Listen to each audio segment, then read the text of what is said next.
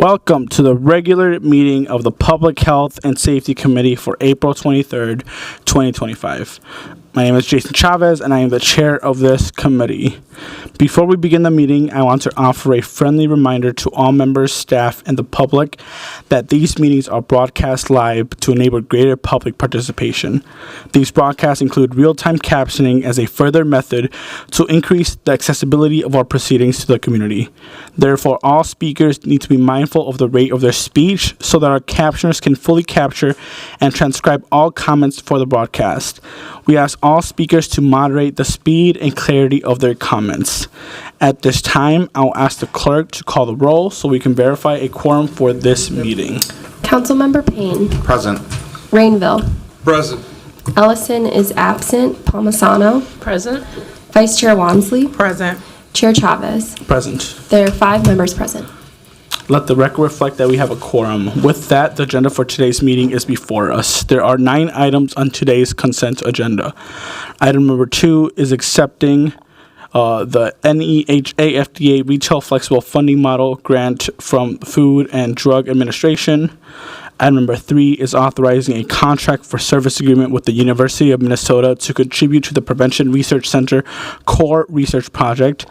Item number 4 is accepting a grant from the Minnesota Department of Health for Sex Trafficking Awareness Media Campaign.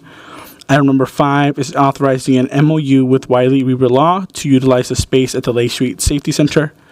Item number 6 is accepting an Edward Byron Memorial Justice Assistant Grant to support the police and attorney office initiatives. Item number 7 is authorizing an MOU with Corner House. Item number 8 is authorizing revenue contract with SMG for law enforcement services at the U.S. Bank Stadium. And item number 9 is authorizing a contract amendment with Fairview Health Services for continued implementation of a nutrition-focused chronic disease project. Item number 10 is referring to staff the subject matter of an ordinance related to fees for use for city-owned resources. And I'll see if my colleagues have any questions. I'll first call on President Payne. Thank you, Chair Chavez. This is a question for the city attorney. I'm wondering if you know if this FDA grant went through our new approval process through the attorney's office.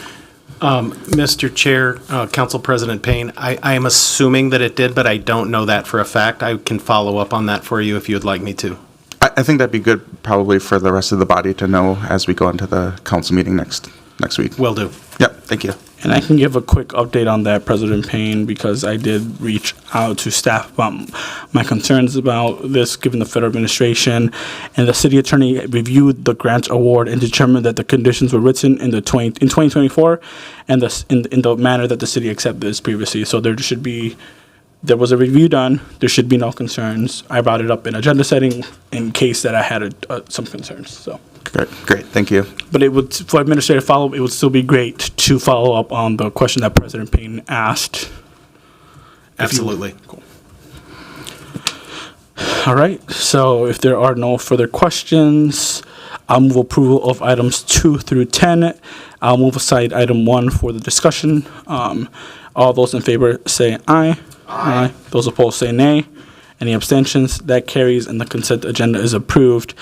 Next, we have the public hearing item. This item is the passage of an ordinance relating to civil rights, adding new protected classes, bolstering enforcement of crime protections, and amending procedures for efficiency and ease of use. Here to kick off the public hearing is Director Kayla Diarra.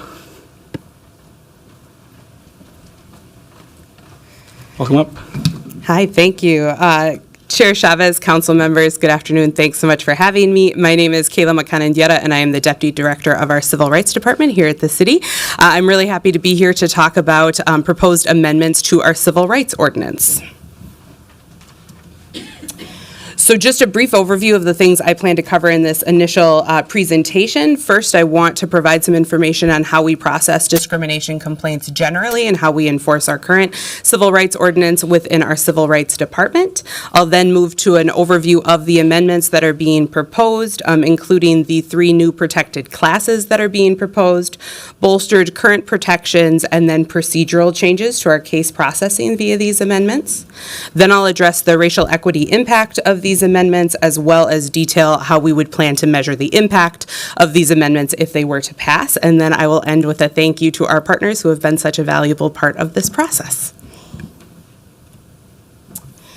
So to start with discrimination cases and processing. So the Civil Rights Department is tasked with enforcing our Civil Rights Ordinance, and we do that largely through the work of our Complaint Investigations Division, which receives and investigates complaints of discrimination. The Complaint Investigations Division is a small but mighty team made up of an Associate Director of Civil Rights, 4 investigators, and 2 intake coordinators who work on this every day, day in and day out here at the city. And we have jurisdiction to investigate complaints of discrimination if they happened within the city of Minneapolis and within the last year.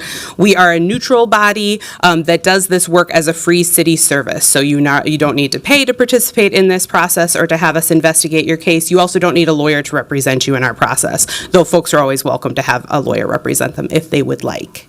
Under the current kind of scheme of things, there are 15 different protected classes that are in our Civil Rights Ordinance, and then there are 3 new ones proposed that we're going to discuss here today. And when we talk about discrimination, what we're very generally talking about is negative treatment based on a person's protected class. As a general rule, a protected class is something about your identity that you cannot or should not be asked to change. Traditional protected classes folks are most familiar with are things like race, sex, sexual orientation, religion, disability, and the like. And just as for some historical context, the last update to our Civil Rights Ordinance was in 2017, and those changes went into effect in 2018. Before I jump into the details of these protected classes, I do want to show a very short video that I think gives a good overview of the work that we do in the Complaint Investigations Division, what can folks expect if they're engaging in our process, and then I will move on to the new things that we are here to talk about today. What is discrimination under the Minneapolis Civil Rights Ordinance? It occurs when you're treated negatively because of your protected class, including race, disability, sex, national origin, age, gender identity, religion, and more.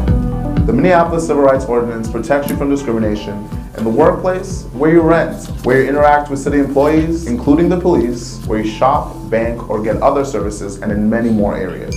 The ordinance also protects you from retaliation. Even if you're not sure something is covered by the ordinance, please submit a complaint, because even if our office can't investigate it, we can help you find resources or guide you where a complaint can be filed. It's important that you document the discrimination. Write down details close to the time it occurred while it's still fresh in your memory.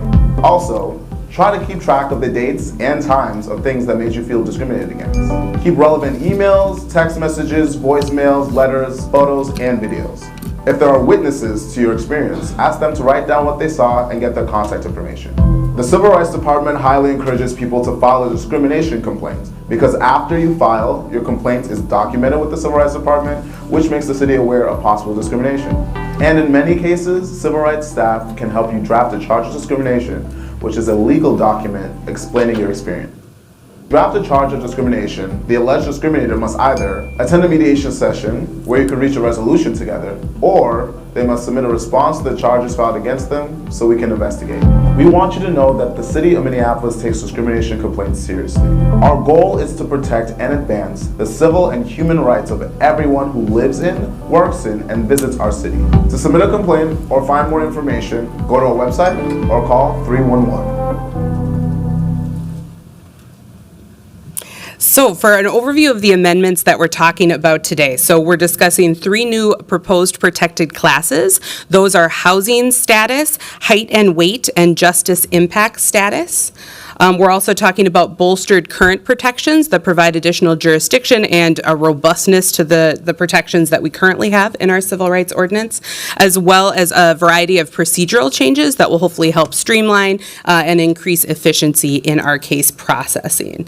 If passed, these amendments would go into effect on August 1st of 2025 this year. So moving into our new protected classes. So the first is housing status. This protected class would be defined as the state of having or not having a fixed, regular, or adequate nighttime residence. And this class would be protected in the areas of employment, education, housing, and public accommodation. There is one exemption to this particular protected class, which is on the screen. It does not prohibit any distinction, differential treatment, inquiry, or determination on the basis of housing status when required or authorized by federal or state law, or when it is because of a legitimate business justification not otherwise prohibited by law. I do want to highlight one of the areas that I mentioned is public accommodation. I think employment, education, and housing are fairly straightforward, but folks might not be as familiar with what public accommodation means. And what that is any place where you would go to buy a good, receive a service, a place that's generally available to members of the public. Some of the kind of case examples or like real world examples of the types of cases that we could investigate if this protected class was included in our ordinance are things like an employee whose supervisor becomes aware that they are living out of their car and terminates them from employment shortly thereafter, citing their lack of reliability when there is no record of this employee actually having any sort of reliability concerns, right? And there being a potential perception, right, that because this person is currently living in their car, they can't be trusted to show up at work on time or show up at all, which is of course inappropriate and would therefore be a violation of our ordinance. Another example could be a landlord who refuses to provide a rental application to an individual stating that they refuse to rent to homeless people, right? Like that again would show animus towards this person's potential housing status or even perceived housing status and denying them something based on that, which again would likely be a violation of the ordinance. I'm going to provide some scenarios kind of as we go through this whole thing, hopefully to give people kind of a real world example of what we're talking about. I will just caveat that with that these are the types of things we would certainly investigate. There could of course be more facts, right, that we would look at, and it's hard to know without knowing a full situation whether something would violate an ordinance. So moving next to our next protected class, which is justice impact status. So that would be defined in our ordinance as the state of having a criminal record or history, including any arrest, charge, conviction, period of incarceration, or past or current probationary status. This protected class would apply in the areas of employment, education, professional organizations, housing, and public accommodation. And there are some more extensive exemptions for this particular protected class, I think reasonably so because we all understand that there might be certain elements of a person's criminal record or criminal history that could legitimately impact the type of job that they might be able to receive or other areas of where this protection would exist. And so some of those exemptions are an employer can reasonably consider the relationship of criminal history to the duties of the position, considering these delineated factors. And there are 5 of them. One is whether the person was actually convicted of the offense. Number 2 is the length of time since the alleged offense or conviction. Number 3 is the nature and gravity of the crime or crimes. Number 4 is the age of the employee at the time the crime was committed. And number 5, any evidence of rehabilitative efforts offered in support of the employee. A really important piece here, too, is that in the employment setting, an employer cannot discriminate based on an arrest record alone if that arrest did not result in a conviction, except for pending criminal matters. And then I'll also highlight that state and federal licensing requirements would still apply. So if those exist for certain types of professions or working in certain settings, that would all remain the same. There are additional exemptions in education that are very similar. You have to consider that same list of factors, but then you also would be able to consider the effect on the ability to become licensed to practice the sought profession that someone might be going to school for, and whether that person's criminal record or history would impact that in any way. And then there's also some exemptions in housing. We largely, in the draft ordinance as it is, refer to our rental screening ordinance, which already has provisions around what needs to be considered if considering someone's criminal history or record in relation to renting them housing in any way. Some of the case examples of the real life things that we could investigate if this were to be a protected class under our ordinance is an employer who revokes employment offers for anyone whose background check comes back with any conviction record whatsoever without any reasonable assessment of how that conviction might relate to whatever job they are pursuing. So a good example of this could be someone who has a DWI conviction from 10 years ago and is applying to work as a receptionist in a dentist office, right? That employer would have a tough time demonstrating to the department how that conviction would be reasonably related to the job that person was in fact seeking. Another real-world example could be a hotel who refuses to allow someone to rent a room because of their publicly available criminal history. So maybe they did their own research and then made decisions based on that. That would be inappropriate under the ordinance if this were to pass. And then an additional example is a private college that has just a general no felony policy for admission, again, without considering the impact of licensure and just doing it on the basic idea that they just aren't interested in having folks with a felony conviction on their record participating in their educational environment.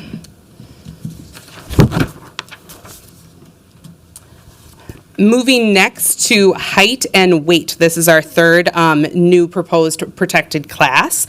The definition of this class under the ordinance would be numerical measurement of total body height and total body weight.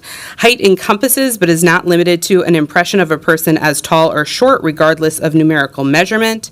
Weight encompasses but is not limited to an impression of a person's weight, fat, thin, etc., regardless of numerical measurement. This protected class would be protected in the areas of education, employment, professional organizations, business, housing, public accommodation, and public service. I have previously defined public accommodation, but just to provide some background on public service, that would be any sort of attempt to receive a city service or interactions with city staff. And then there is an exemption in this area as well, in the employment area, when height or weight prevents a person from performing the essential functions of the job, and no reasonable accommodation is available without undue hardship or posing a direct threat to the health and/or safety of the individual or others. And then there's a similar exemption in public accommodation, housing, and education. Decisions based on height or weight criteria is reasonably necessary for the execution of normal operations, and no alternative action to reasonably take without undue burden or fundamentally altering the essential nature of program or services or posing a direct threat to the health and/or safety of the individual and others. Some real-world examples in that height and weight arena would be a prospective employee who's told during an interview that they look different from the folks in the models and photos in that particular establishment they are interviewing to work at because those individuals are smaller bodied than they are, and is later rejected for the position. That's something we could investigate under this protected class. And then similarly, a landlord who declines to rent to an individual, stating they don't think that a person that big can manage the 3 flights of stairs it would take to get to the unit. So again, examples of drawing connections, making inappropriate decisions based on someone's height or weight that shouldn't impact whether or not they're able to get a job or to rent a particular unit. So moving into bolstered current protections. So there's a few of these, and I'm going to go into some detail just to make sure that folks know what we're kind of referring to when we're talking about this. So one is that the amendments would require accommodation for religious observance. So right now under our ordinance, religious discrimination is prohibited. So you can't, for instance, fire someone because you find out that they practice a particular religion and you have some sort of animus towards that religion. But there is not language in the ordinance that requires accommodation for someone's religious beliefs. Generally, religious accommodations are going to be things like prayer breaks or providing time off to participate in a religious service of some sort. Additionally, the amendments would expand jurisdiction to investigate pay equity issues. So we've had this come up at the department before. So pay equity is an issue when you have 2 people that are working in the same job. They are of different protected classes. So maybe you have a male employee and a female employee who have the same sorts of experience and expertise in a particular area, and yet one person is being paid more than the other, right? So under the current scheme, under our current ordinance language, we were only able to investigate a situation like that if a pay decision had happened within the last year because of our jurisdictional constraints, if we can only investigate discrimination happening in the last year.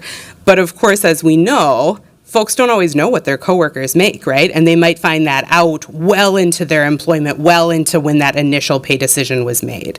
And so this amended language would allow for us to investigate this type of case as long as a paycheck had been cut within the last year. So it really expands our ability to do that. So say someone has been working at a place for 5 years making the same, hourly rate, and it's in year 5 that they find out that their male counterpart makes $2 more an hour, that's something they could still bring to us and we would still be able to investigate, whereas previously that might not have necessarily been the case. So that's a really important piece. Another bolstered protection is that we have always had a prohibition against race discrimination, of course, in our civil rights ordinance, but we have never actually had a definition of what race means. And so this is somewhat parallel to the Crown Act efforts at the state level to actually provide a definition of race that includes skin color, certain physical features, and hair texture and style, just to really make it clear that if the discrimination is based on those sorts of things that are certainly very much tied to race, that is something we can investigate as racial discrimination. Next, there are additional protections that mirror the Pregnant Workers Fairness Act, which is a federal law, and provides additional protections to pregnant workers. Again, there has always been a prohibition against discrimination towards someone because they're pregnant. You cannot fire someone because you find out that they're pregnant, right? But there weren't necessarily requirements for any sort of accommodation for a pregnant person in the employment setting unless they were having a very medically complicated pregnancy that might constitute a disability, which would necessitate an accommodation. So what these protections do is they require that employers do provide maybe more minor accommodations to folks who might be experiencing a fairly uncomplicated pregnancy, but still might have some needs around that pregnancy in the workplace. Good examples of this might be being allowed to use a stool instead of being on your feet all day at work, carrying water with you, taking more frequent restroom breaks, things like that. And then we also have language that explicitly allows for the investigation of intersectional discrimination. And so that means discrimination based on multiple protected classes. Again, we're in the real world, and we know that when people face negative consequences, negative actions, it's not necessarily going to be just because of one protected class. We all have many elements of our identity, many things about us, and there certainly can be combinations of those things about us that drive negative actions and could constitute discrimination. So maybe it's both someone's race and their sex, right? Or maybe it's someone's national origin and their gender identity. So this just explicitly allows for investigation of those types of situations where it really is a combination of different protected classes that's at issue. There's also additional language that expands the definition of familial status to include those residing with and caring for adults who are unable to care for themselves. And this expands familial status. Traditionally, this is for folks with minor children living with them, but this expands it to if they're caring for an adult that cannot care for themselves.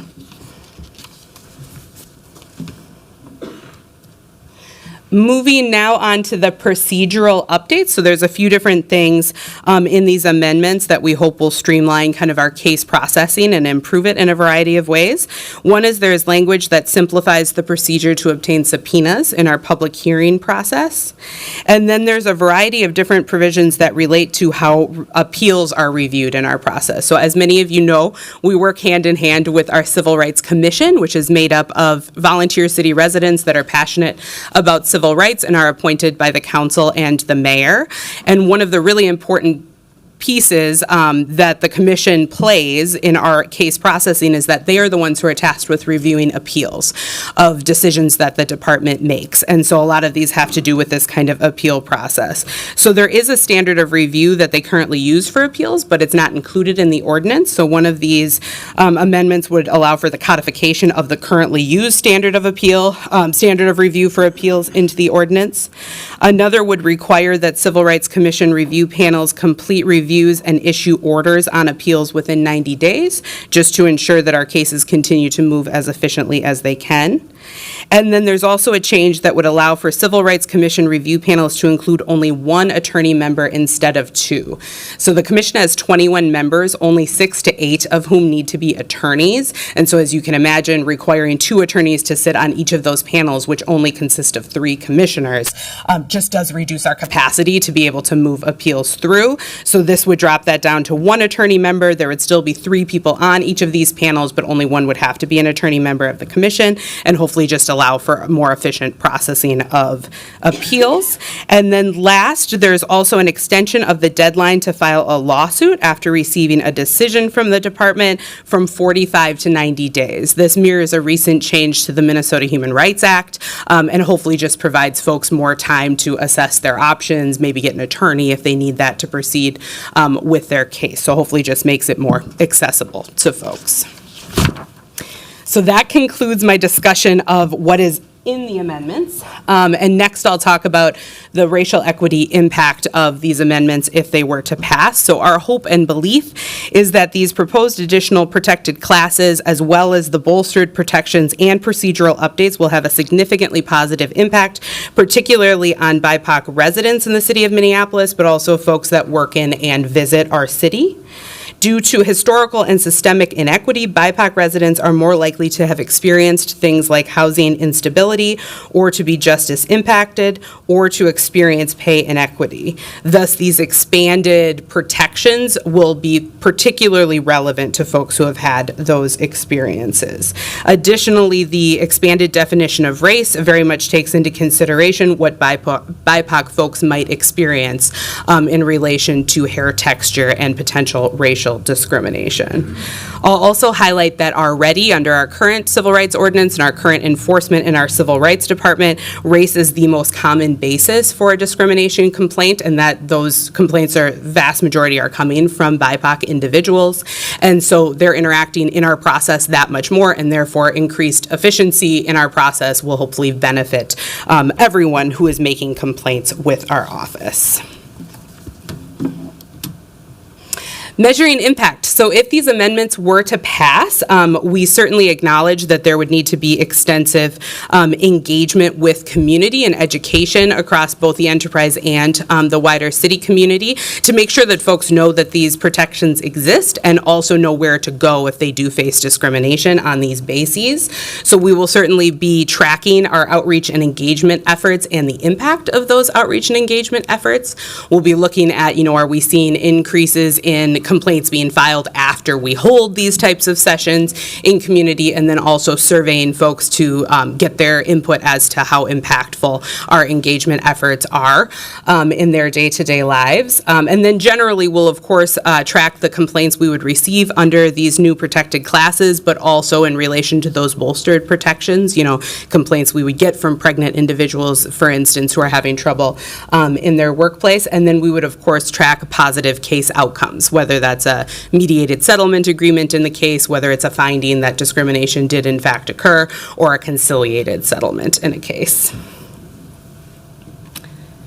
And then I will end just with a huge thank you to all of our partners from the Civil Rights Department. I really want to thank the authors for bringing this forward, of course, and for all our collaborative work throughout this process. I also want to thank the staff, particularly in the Complaint Investigations Division, who have done a lot of work on this. And then I also, a huge shout out to our City Attorney's Office, and particularly Alex Kane, who has spent a lot of time working on these amendments. And then I also really want to highlight and uplift the engagement that the Minneapolis Civil Rights Commission has participated in this process. They've made a lot of really beneficial recommendations that really have made it into what became these amendments to the Civil Rights Ordinance. So appreciate all of their engagement. And then we engage with a variety of different government agencies and community partners that I've highlighted here on the screen: the Michigan Department of Human Rights, the City of Madison Civil Rights Department, the City of Atlanta Councilmember Westmoreland and their Human Relations Council, as well as the Washington, D.C. Office of Human Rights.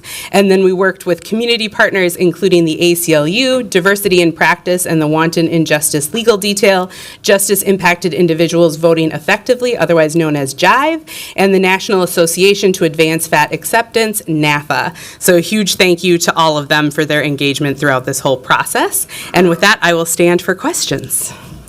Thank you so much for the presentation, Director McCann-Diarra. Before we go to questions, I think what would be effective here is if we open the public hearing, and then if colleagues have questions, we can make sure that you can answer those questions, and then we can go into comments. So thanks so much. I will now open the public hearing. If you did not sign up yet, please sign up here as where I'm pointing, or by our clerks team who are waving. Each speaker is going to have 2 minutes to provide testimony. I would please ask that once you hear the beeper to please be respectful of the time so we can make sure the meeting progresses. There's a timer up here that says 2 minutes, and there's a noise when the time is up. But we are really excited to hear from all of you here today. So with that, our first speaker is, and sometimes the handwriting is a little difficult to read, so I just want to preface that, but I think it's Annie Jansen. Hi. Welcome. Hello. I'm Annie Jansen, Minneapolis resident and founder and executive director of Radical Health Alliance. We are the first and only Minnesota-based nonprofit working to end size discrimination in Minnesota. Weight bias is currently the most prevalent form of bias, affecting 40% of U.S. adults. Among school-aged children, it is the most prevalent form of harassment and bullying. Sizeism has severe consequences, including depression, anxiety, and increased risk of suicidality. People in larger bodies are paid less for the same job and are more likely to be fired even when their job performance is good. Arguably, healthcare is the site of the most prevalent and extreme weight bias. 68% of people at the highest end of the weight spectrum report delaying both preventative care and when they're experiencing active symptoms. As a leader of the Twin Cities Fat community with over 1,600 members, I see the stories of weight bias every day. It affects every aspect of life of Minnesotans, from children to the elderly. I personally experienced weight-based bullying as a kid, and it had significant impacts on my mental health. On top of the harm that I experienced from the bullying, no adult in my life was prepared to respond, left me to navigate the situation on my own. Ordinances like this will bolster initiatives to train educators to be equipped to intervene, stopping harm sooner and getting support to bullied kids. Support for protections like these are widespread and bipartisan. 75% of U.S. adults support workplace protections against sizeism, and over 80% want to see government address weight-based bullying. Today, I am asking you to vote yes on Bill 00563. There's no doubt in my mind that this bill will be a major step forward for eliminating weight bias in Minnesota. I am proud to be a resident of the city that would be the first in the state to enact this critical amendment. A big thank you to everyone who has put the labor into this. Thank you for being here. And next up we have Tigress Osborne. And if I misspell your name, if you can just correct it, because I want to make sure I get it correct and so the public knows. Thank you. That was it, Tigress. Thank you. Thank you for allowing my testimony today, counselors. I'm the director of the National Association to Advance Fat Acceptance, NAFA. I'm here to speak on behalf of our Minneapolis members and supporters. NAFA has advocated for fat people for 56 years, and we co-founded the Campaign for Size Freedom to help Americans understand the need for laws against anti-fat discrimination. Size discrimination can hurt anybody, but when it comes to fat people, there's an assumption that while others deserve protection from the law, we should just lose weight if we want to avoid discrimination. This belief is relentless, showing up in peer attitudes and public policy. But the solution to injustice is not shrinking our bodies. 34 million people in the U.S. every year experience size discrimination. That's 75 Minneapolises. That's a lot of people, and this is a serious issue that we're not taking seriously enough. For people of color, queer and trans folks, disabled folks, yes, housing impacted folks, yes, justice impacted folks, that discrimination partners with other kinds of discrimination to create even more barriers. If your doctor won't treat your actual ailment, if the court assumes you are a bad parent because of your size, if your boss assumes big folks can't do the job even though you can do it, if your school won't give you a desk and chair that you need, the problem is not fat, the problem is bias. No matter what size a person is, today, tomorrow, 10 years from now, that person deserves opportunity, accommodation, and fairness. And when we're not given those things, we deserve recourse under the law. Only 2 states and 7 cities in the U.S. have any kinds of protections against size discrimination. I'm a guest in Minneapolis, but what I know about y'all is that you live by the Wellstone Creed. So if we all do better when we all do better, how do we do better for our fat friends and neighbors? This is the way. You become the 8th city. You vote yes on 563, and you let everybody know that this is a place where fair treatment for big people is a big deal. Thank you for hearing my testimony. Thank you, Tigress. Next up, we have Alyssa Green. Welcome. Good afternoon. My name is Alyssa Green. I'm the chair of the Minneapolis Commission on Civil Rights, a licensed therapist, and work in children's mental health at the Minnesota Department of Health. I'd like to thank Council Members Chavez and Wansley for authoring this ordinance change and hearing the voices of the Commission to making these significant changes. I support the changes to this ordinance, but I want to speak specifically to the height and weight protection. I was introduced to size-inclusive practices through my clinical work with eating disorders. As a therapist, I saw how those in larger bodies received worse care, experienced more stigma, more assumptions about their behaviors, traits, values, and encouragement of disordered eating behavior to manipulate their bodies. These systemic impacts on someone's mental health and physical health are much larger than what one therapist can work on in eating disorder treatment with someone. I believe a common goal of many in Minneapolis is health equity, but an aspect that is often left out of equity efforts is addressing size stigma and inequities. The quote-unquote obesity epidemic and diet culture have led to widespread beliefs and practices that weight is easily changeable, within someone's control, and a strong indicator of health. While weight can be one indicator of health for individuals, ultimately the harm that weight stigma and discrimination have is more detrimental to health than itself. The pursuit of shrinking bodies has led to anxiety, depression, eating disorders, cardiovascular conditions, and numerous other conditions. We are again in a resurgence of weight loss drugs and thinness being a bodily ideal under the guise of health. While this ordinance rightly protects everyone regardless of their weight and height, it will protect the most vulnerable in our communities, which tend to be those in larger bodies due to stigma and discrimination. Those in larger bodies deserve equal access to housing, educational and employment opportunities, and the ability to participate in public services. This will lead to better health and mental health outcomes. I appreciate your time today and encourage you to support these ordinance changes. Thank you. Next up, we have Kirsten Sharp. Sharp, yeah. Good afternoon. My name is Kirsten Sharp. The most people know me as Sage. My pronouns are they, them. I am a fat, queer, non-binary, BIPOC person. In my lifetime, I have been unhoused and in need of public assistance. My parents and ultimately myself have been impacted by the justice system. I am a licensed social worker and therapist. I work with people of varied identities and intersectionalities.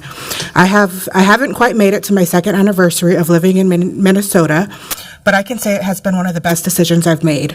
I don't currently live in Minneapolis, but I have lived here and work with people that live here, and I received many of my personal services in the city. Throughout history, we have seen what can happen when a small number of people decide that entire groups of humans are undesirable or less than.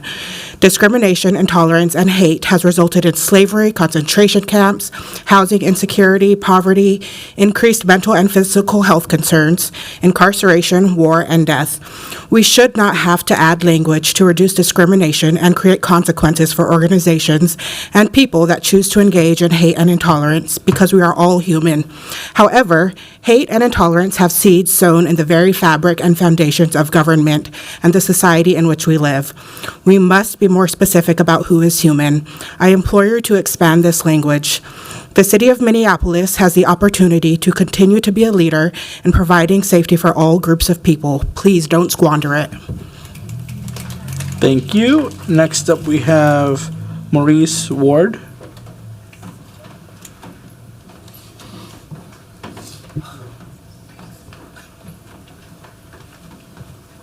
Good morning, or good afternoon. Maurice and I switched, so just a heads up. Good afternoon, council members.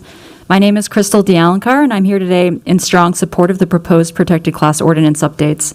I first want to thank Jive, who invited me here to speak, for their leadership in fighting for the rights of some of the greatest victims of systemic violence.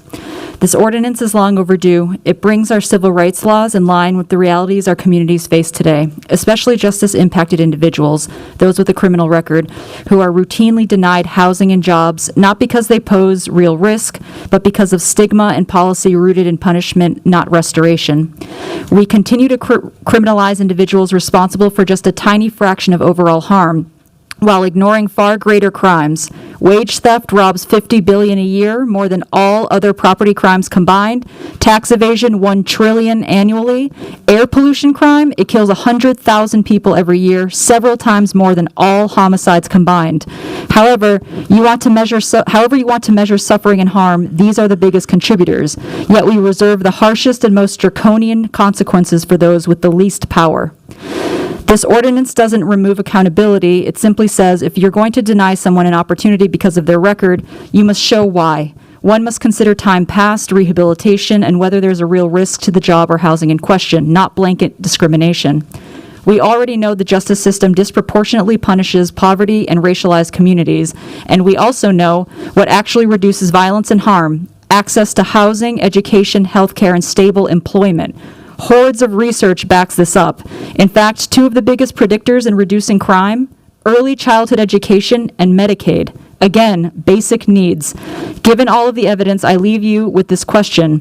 When an individual who has become incarcerated, likely due to lacking these dignities in the first place, has served their time and they are still denied the instrumental tools needed to rehabilitate, what results could we possibly expect?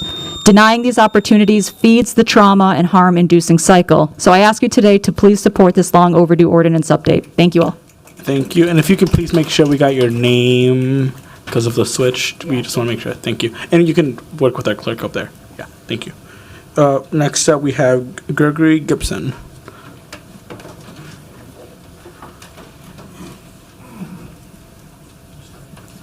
Okay. Oh, okay. I get it now. Okay, cool. Good evening. My name is Gregory Gibson, and I'm Justice Impact. And I'm the father of 2 boys. I did 10 years in prison. I would love to have great interviews and great jobs. But as soon as I disclose my criminal background, I'm dismissed almost immediately. This prevents me from getting a job. I need to take care of my family, and still impacts me today. I know I'm not the only one who's affected by this. It's 610 people that are released from prison every year. We face significant legal obstacles that prevent us successfully from re-entering and contributing to our communities. Without anti-discrimination laws like this protected class ordinance in place, many barriers, which cause permanent punishment, prevent us from accessing safe homes, better education, and employment opportunities. That's why I'm here sharing my story today. Adding justice impact as a protected class will only improve society, and we all deserve a second chance. Please pass this ordinance May 1st. Thank you. Thank you. I want to go back to Maurice Ward. Are you here? Do you want to? Yeah. Go ahead.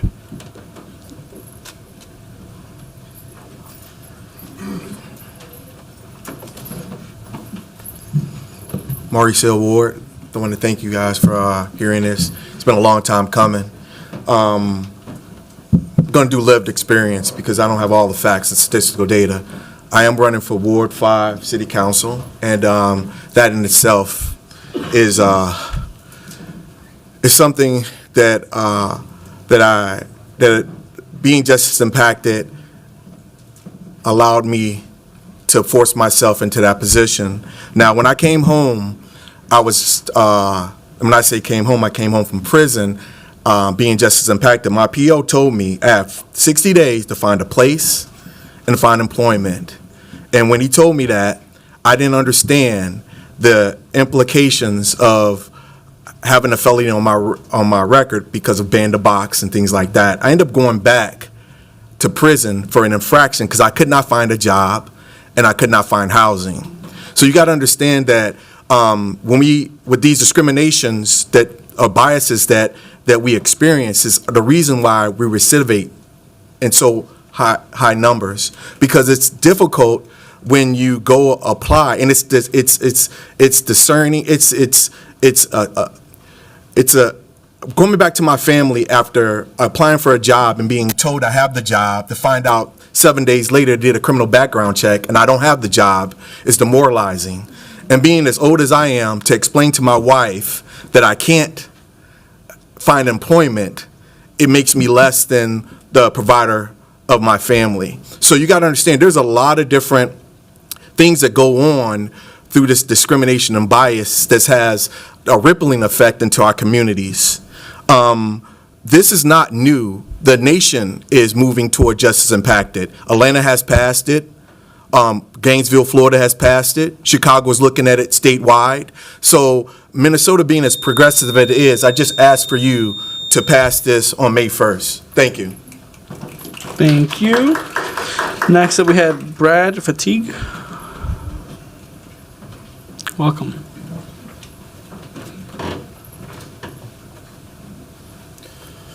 Hi, I'm Brad Fettig. I am here on behalf of Jive. I have been incarcerated twice from 2006 to 2012 in state and federal prison. During that time, I was on parole I made it for 10 months, and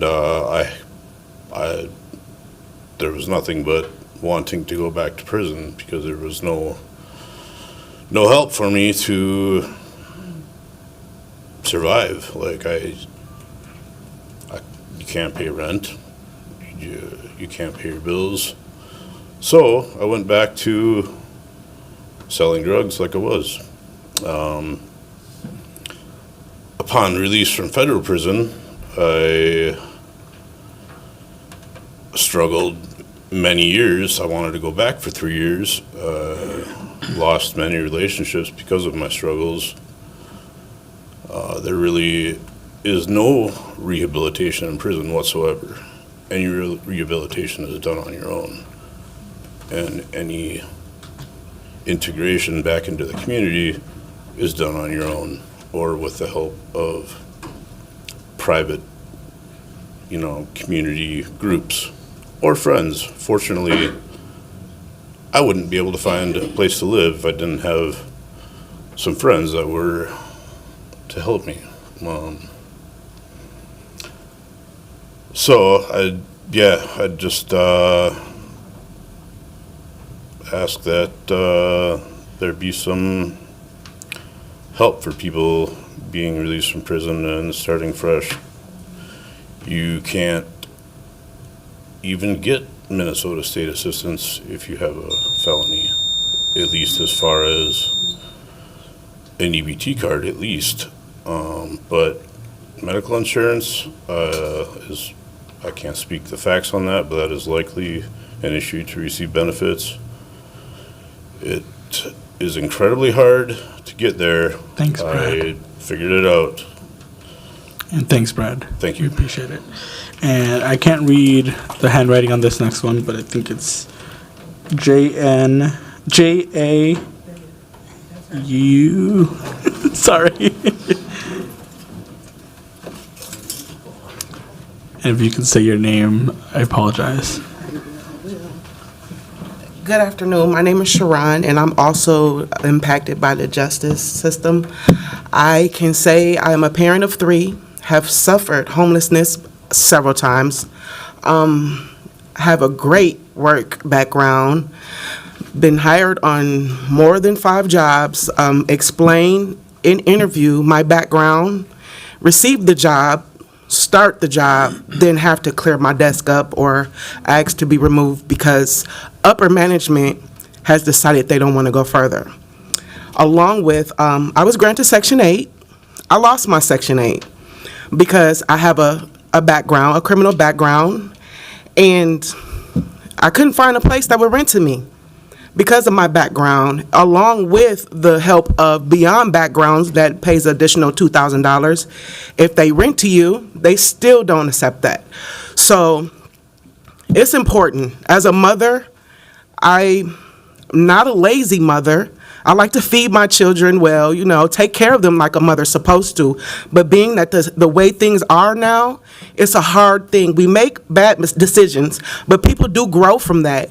But to be getting smacked in the face like you just did that bad decision 24 hours prior is not a good feeling. And it's not a good example for your children while you're raising your children. Thank you. Thank you. Next up, we have Kat Polivoda.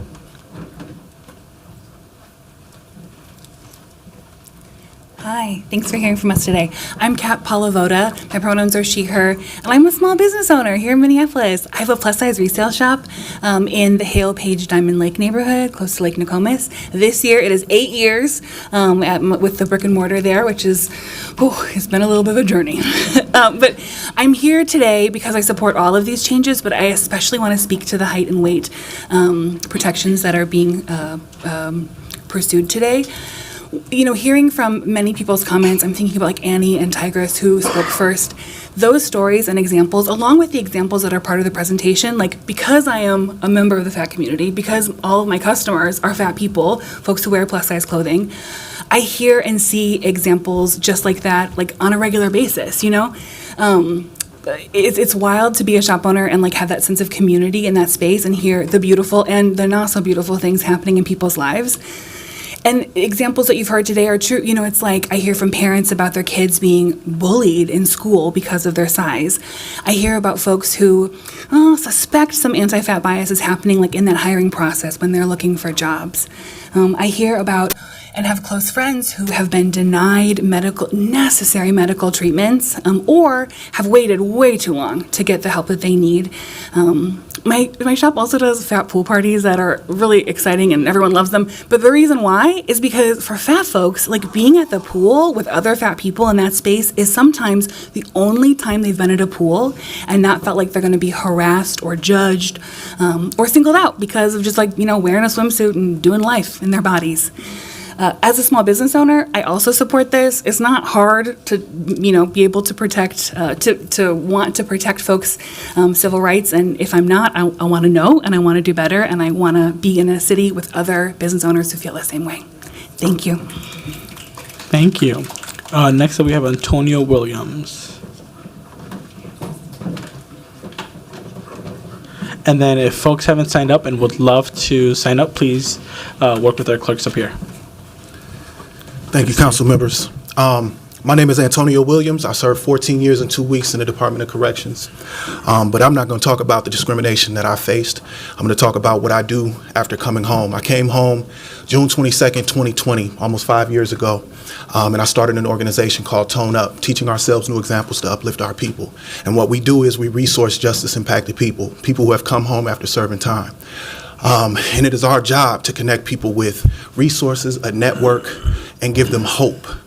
That job has become harder and harder because as they see themselves represented in a place where they're seeing themselves fight for each other and help each other come back and find, a pathway towards real healing, they're seeing discrimination at the same time. They're seeing people, organizations, and their city say, cool, you served your time, but you still have to do more. You're still not welcomed here. What we have is a crisis. We're being discriminated against in violent ways. Everyone who has been released from prison and who doesn't have a home, who doesn't have a way to feed themselves or their children is in a state of crisis. And so when we have businesses, when we have people, when we have elected officials who think it's okay to continue that violence, that discrimination that is enhancing and contributing to crisis in people's lives, we need to stand up as a community and say enough is enough. And I implore our city, I implore people who give people opportunities like jobs, housing, and other things to think about this. 95% of people who are in prison will be coming home. Do we want those folks to come home feeling like they're a part of this community or still feeling disconnected, still feeling like they have to get out there, steal a car, rob somebody, snatch a purse so that they can feed their family, so that they can put clothes on their backs. Please support this ordinance. Thank you. Thank you. Next up, we have Amy Bergquist. Amy Bergquist, number 12. We can move on to the next one, but if Amy arrives... Oh, okay, cool. Perfect. Hi, Amy.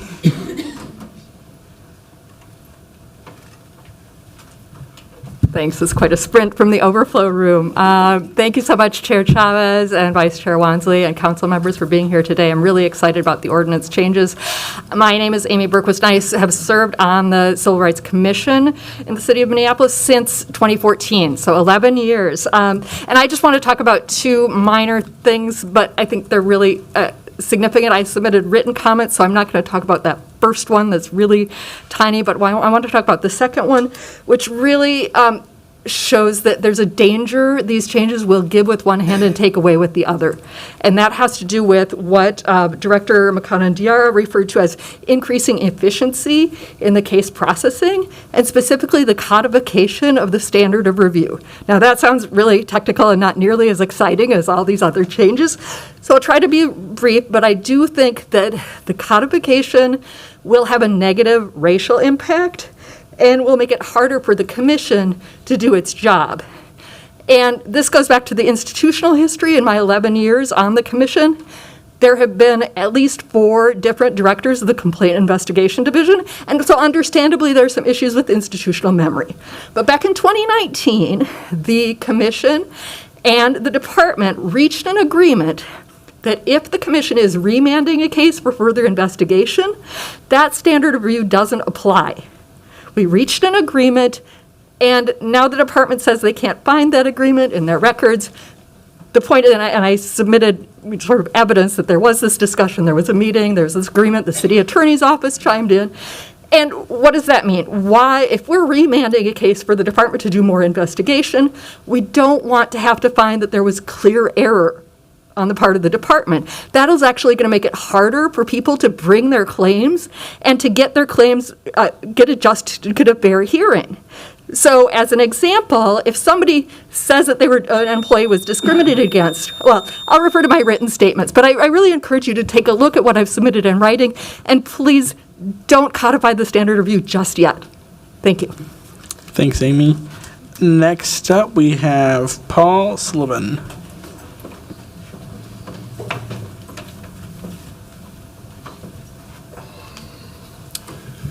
Good afternoon.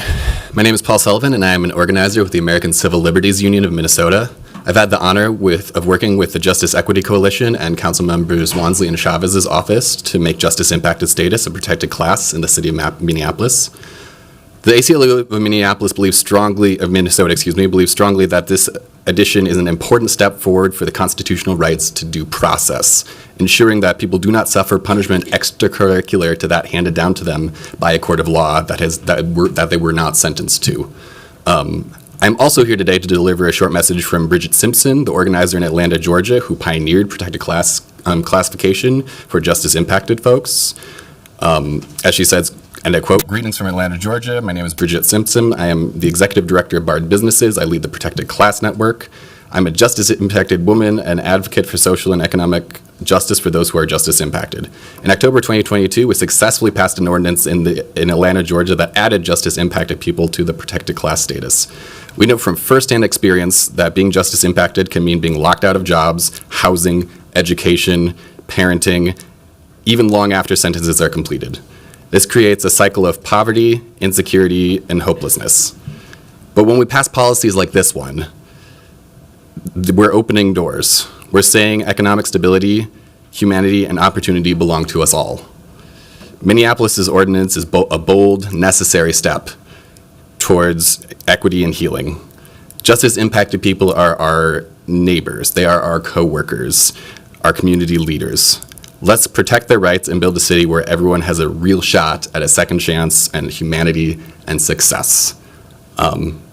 I can't say it better than she did. The ACLU fully agrees with what she said, and we really hope to see this as a victory for due process and a victory for the rights of every person in Minneapolis. Thank you. Thank you. Next up, we have Danelle. I forgot your. It's hard to read, but it's a CHR. No, maybe not. Number 14, or from Jive. She may be in the overflow room. Danelle.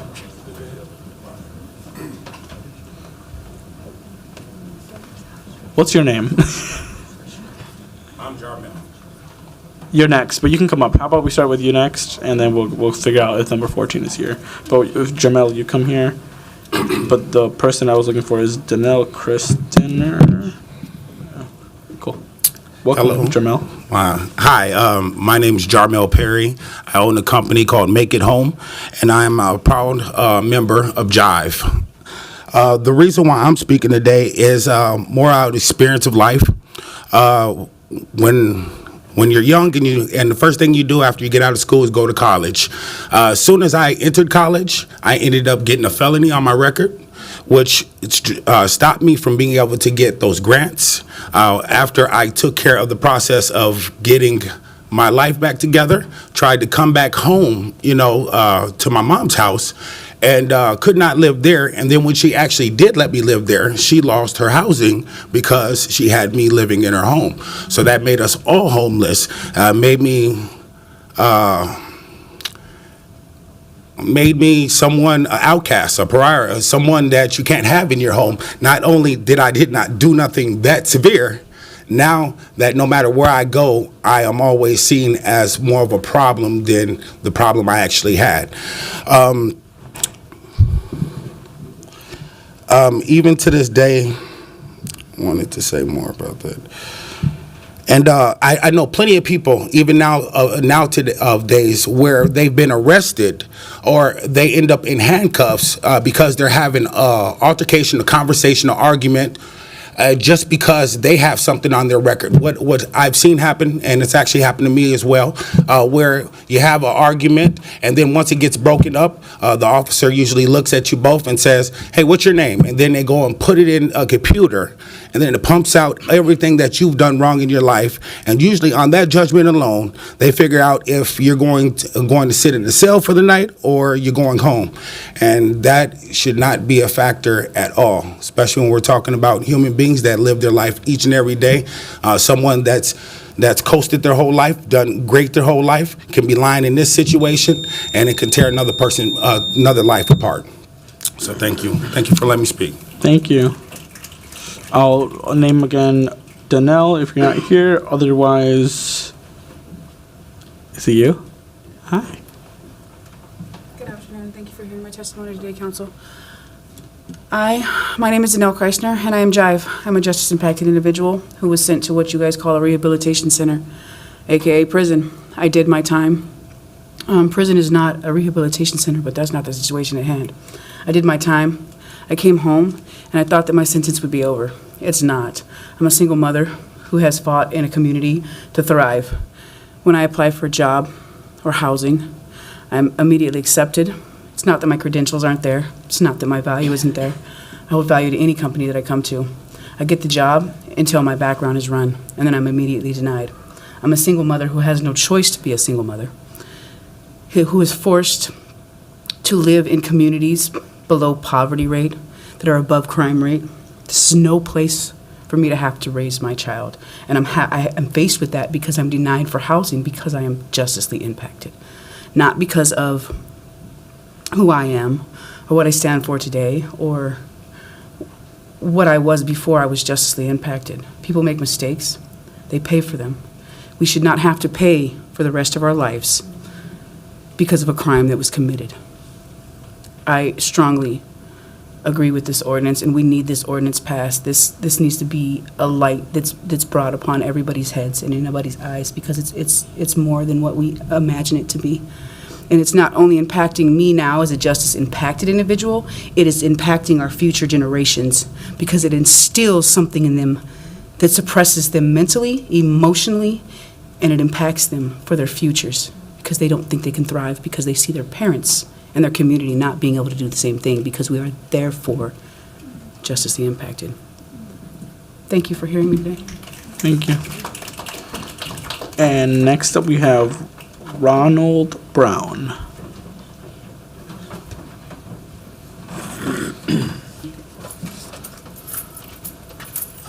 Thank you for having me. My name is Ronald Brown. I'm here on behalf of John. By show of hands of everybody in the room, who's all been 19 and dumb at some point? That's pretty much everybody in the room, right? 1994, I was 19 and dumb. I had an unregistered firearm illegally. 30 years later, I get a job at a nursing home, 2021. I tell the truth about my background. They hired me. I got hired during COVID, where you couldn't go to the sheriff's department to get your fingerprints done. Well, 2 years later into the job, they had me go get COVID lifted. They had me go get the fingerprints. It comes back 30 years ago, firearm charge. DHS tells the nursing home they have to fire me. My first year at the nursing home, I made Employee of the Month twice. My second year at the nursing home, I got nominated for Servant Leader of the Year. I never was late. I never called in. I never had a problem at work. I paid my dues 30 years ago, but I still lost my job 30 years later. Justice impacted. Please pass it. Protect us. Thank you. Thank you. Next up, we have Marcel. And if you haven't signed up, this is the last testifier that we have right here. So please sign up. And I think it's Marcel Hofker. Oh.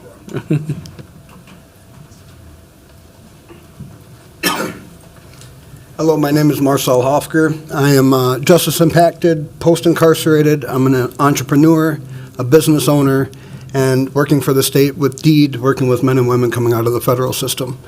Today, I didn't hear anybody come up and talk about the benefit for business. As the owner of a staffing company, I have worked with many companies where I go in, and it's not hidden that I'm bringing them justice-impacted individuals. And what I hear from HR departments all over the city is that they would love to hire people with backgrounds. It never makes it past legal. It would be freeing up business to hire these people if we pass this ordinance. Because businesses want to hire people with backgrounds, but there's some companies who just have blanket statements. We don't hire felons, or it doesn't meet their sensibility. But if we can pass this and make it easier for a company to, if it's 5 years and it disappears, they can hire you. Let's make it easier for companies to hire people with records. This would make it easier for them. Set that limit. Let them know that at this point, that's not even something they can judge somebody on. And without that freedom, we're going to keep having the same issues because companies are beholden to their legal departments, and their legal departments are not the HR departments. They're not the people who meet the human that is interviewing. So let's free up these companies to hire people and pass an ordinance like this that will allow that. That's all I got. Thank you. Last call for public testimony. All right, seeing that no one else wishes to speak on this item, I will now close the public hearing and open the forum to my colleagues who might have comments or questions. The first person on queue is Council President Payne. Thank you, Chair Chavez. I just got in queue to thank all of you for coming and advocating on this, and to thank you, Chair Chavez and Vice Chair Wansley, and our Civil Rights team, our Civil Rights Commission. This is just extremely, extremely timely. We're in an era when our federal government is moving to strip rights away. It's our job here at the local level to build those rights up and build those civil liberties up and make sure that our staff have the resources that they need to deliver on those protections. So I just think that this is really meeting this moment, and I'm just very grateful that this was brought forward. So thank you. Thank you. Councilmember Palmisano. Thank you, Mr. Chair. I think I got a lot of this understanding from the comments that were offered in the public hearing, but I am curious from the director of the department or the authors where all of this came from. Did it come from civil rights commission meetings? Pardon me. And it seems like it largely came from community. And I'm just curious what other ads were maybe made to it by authors and how you met with them. I'm just kind of looking for how this kind of grew into this. And it's beautiful and I'm supportive, but I'm just curious as to how it all came about. We've heard from a couple of those impacted groups. For sure. Do you want to go first, Director, and then I can tackle it? Because it's been a mix of so much throughout this process. Chair Chavez, Councilmember Palmisano, thank you very much for the question. So I mean, I think there was a lot of collaboration throughout this whole process between the authors, the Civil Rights Department, and our community partners, and our Civil Rights Commission especially. I will highlight that many of the bolstered current protections were specific recommendations from the Civil Rights Department, and we were very happy to work with the authors on those, and I will turn it over to you all to talk more about protected classes. Yeah, so initially, there was conversations I had with community members about immigration status, what other cities are doing across the country. This was almost a year-long conversation. And then housing status. And then when I was working on it, Margaret Anderson Kelleher talked about how, the Civil Rights Department and City Operations Officer Margaret Anderson Kelleher had talked about how the Civil Rights Department was already trying to do some work around civil rights changes to the ordinance. So we figured that since Councilor Wansley and I were exploring some changes to the Civil Rights Ordinance, staff was already thinking about making changes, which was highlighted in one of the slides when it comes to folks that are pregnant and so forth. We figured that we could work together on this ordinance to make sure that we bring it forward as one package. So a lot of the recommendations came from civil rights staff. Now, when it came to housing status, justice impacted status, and weight and height, those came from community.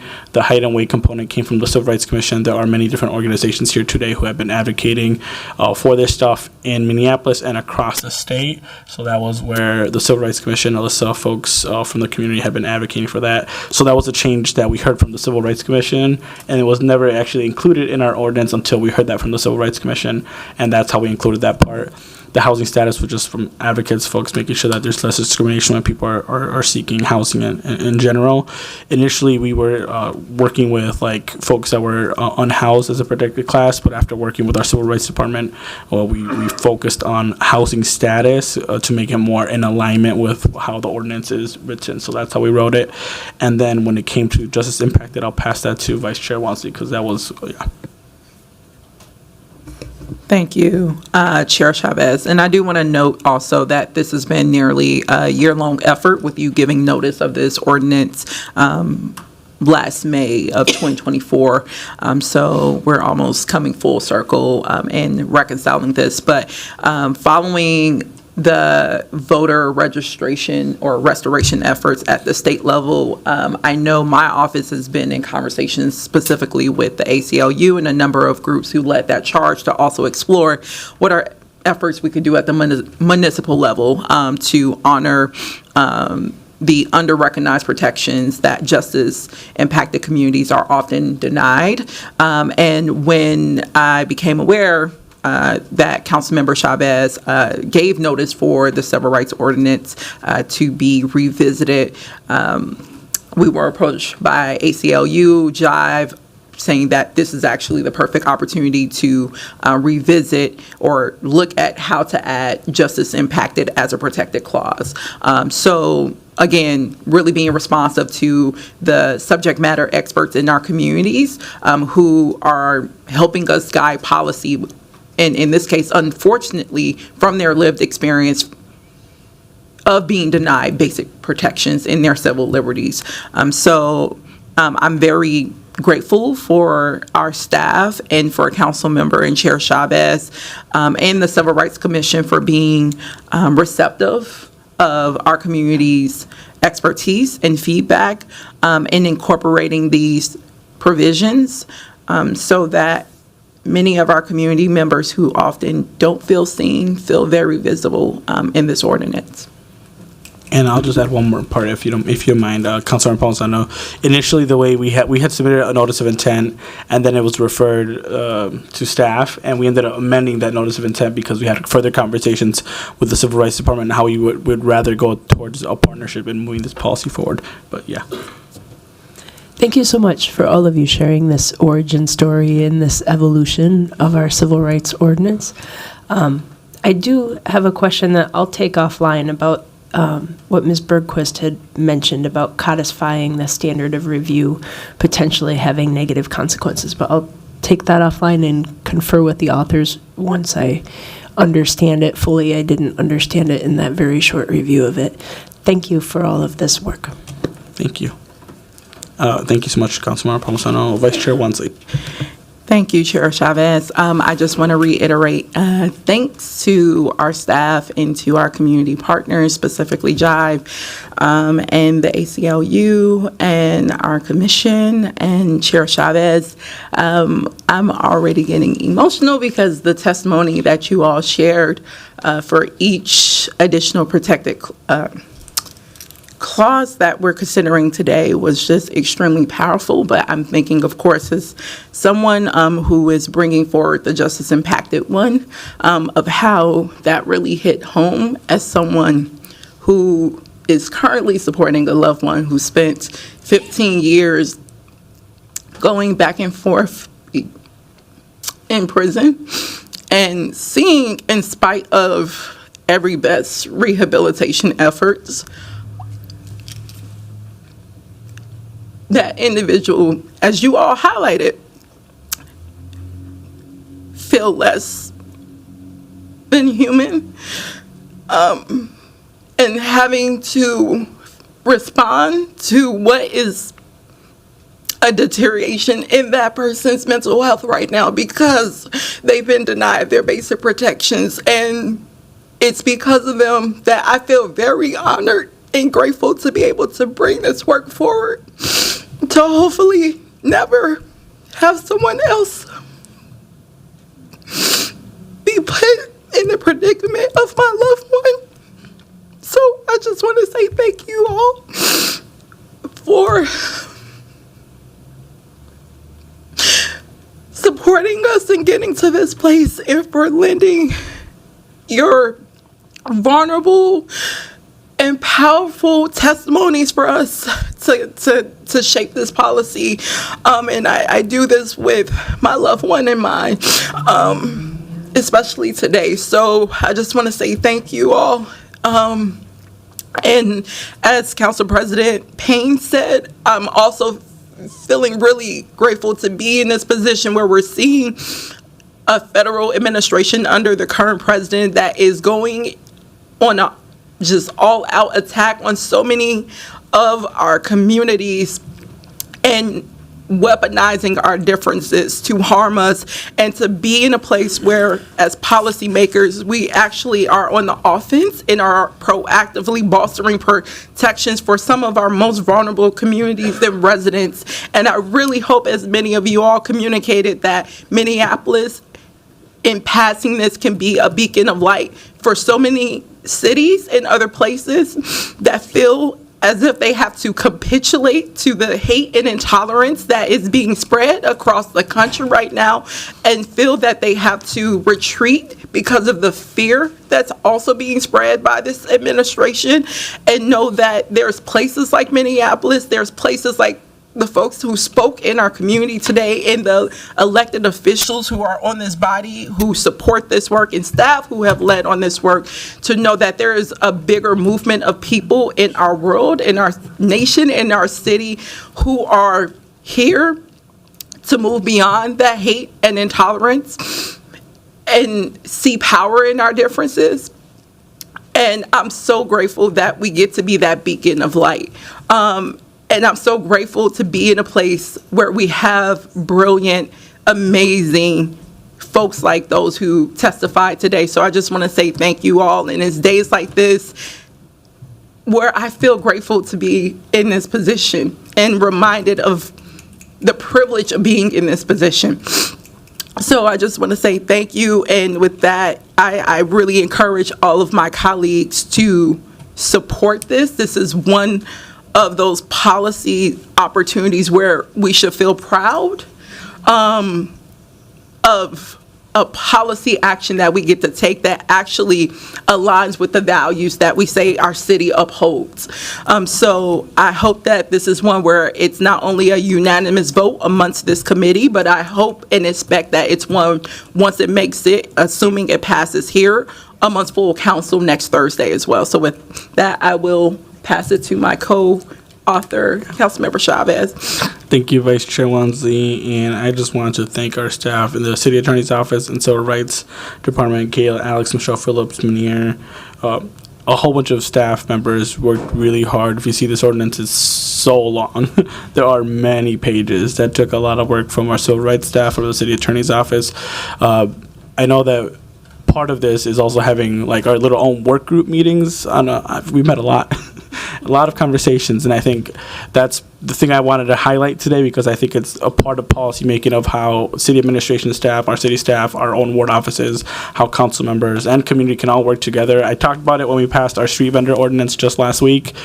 This was a similar process of how good work can happen when we're all collaborating with one another, and I just want to at least highlight and thank city staff for the amount of work that they all put in to this. Want to thank Vice Chair Wansley. We worked a lot with our staff on this ordinance. I think it's really important, and most importantly, I want to thank the community members that are here, and I'm going to miss some folks, but there's some folks that testified today that I know that without the advocacy that you all have been pushing for in this city and in this state, it would not even be possible to even have this conversation in Minneapolis.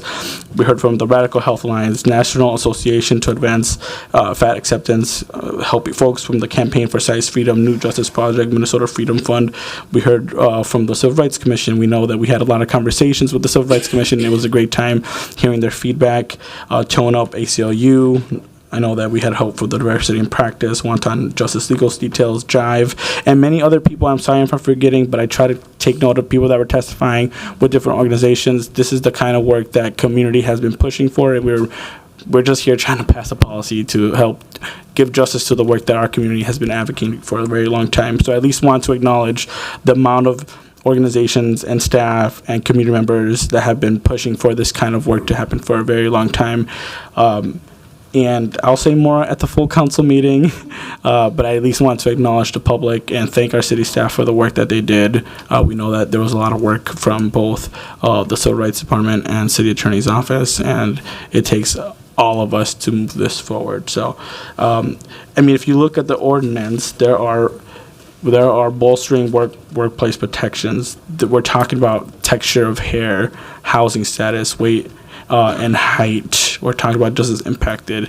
This ordinance is comprehensive. There are many different communities that are here testifying today, and that is beautiful. That is what I love about this ordinance. There are so many different communities together saying we can improve protections for our residents here in Minneapolis, and we can bring people together to celebrate this moment. And I know we still have to pass it at full council, but I am very grateful for the public for coming here today, so, and our staff. So I want to at least mention that. All right. So, seeing no further questions, I'll move approval of this item, and I'll ask the clerk to call the roll. Councilmember Payne. Aye. Rainville. Aye. Palmisano. Aye. Vice Chair Wansley. Aye. Chair Chavez. Aye. There are 5 ayes. And that carries, and it has been forwarded to the full council meeting.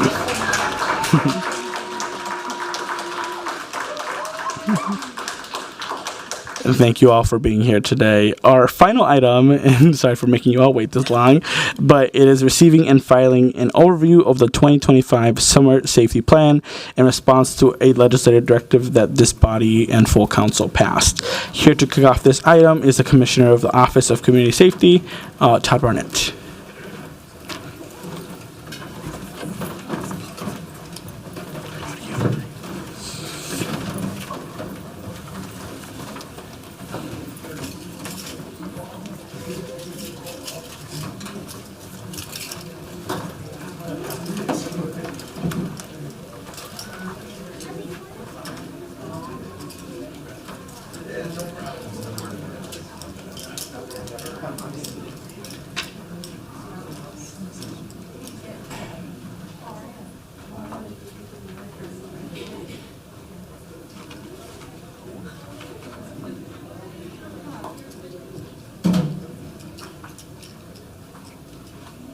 We have other staff from the Office of Community Safety.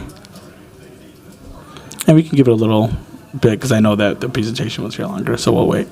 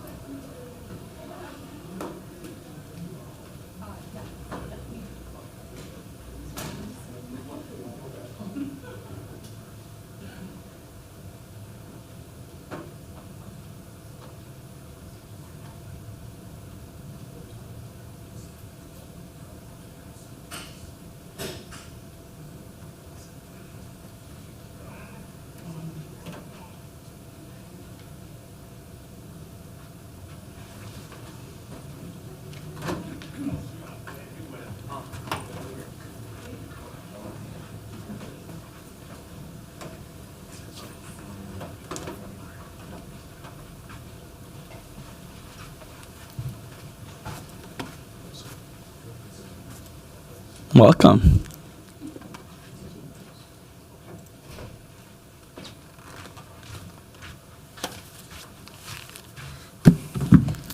Welcome up, Commissioner. Thank you. Thank you. Good afternoon, Chair Chavez, Council President Payne, Councilmember Rainville.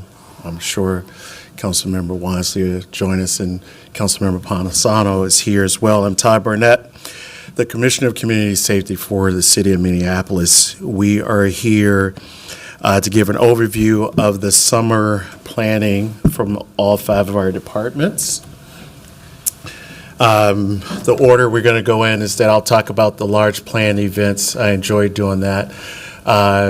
Minneapolis Police Department will talk about their safe summer. Also, we have the Fire Department to talk about their operations. Neighborhood Safety will talk about their programming. Of course, we'll hear from 911, our Emergency Communications Center, and Emergency Management will talk about the severe weather preparedness. And each one of those department heads will introduce themselves. Planned events. Of course, we have Pride coming back this year at the end of June. We have the Saloon Block Party here July 27th to the 29th. We have the International Soccer Gold Cup quarterfinals on the 29th, Taste of Minnesota in July.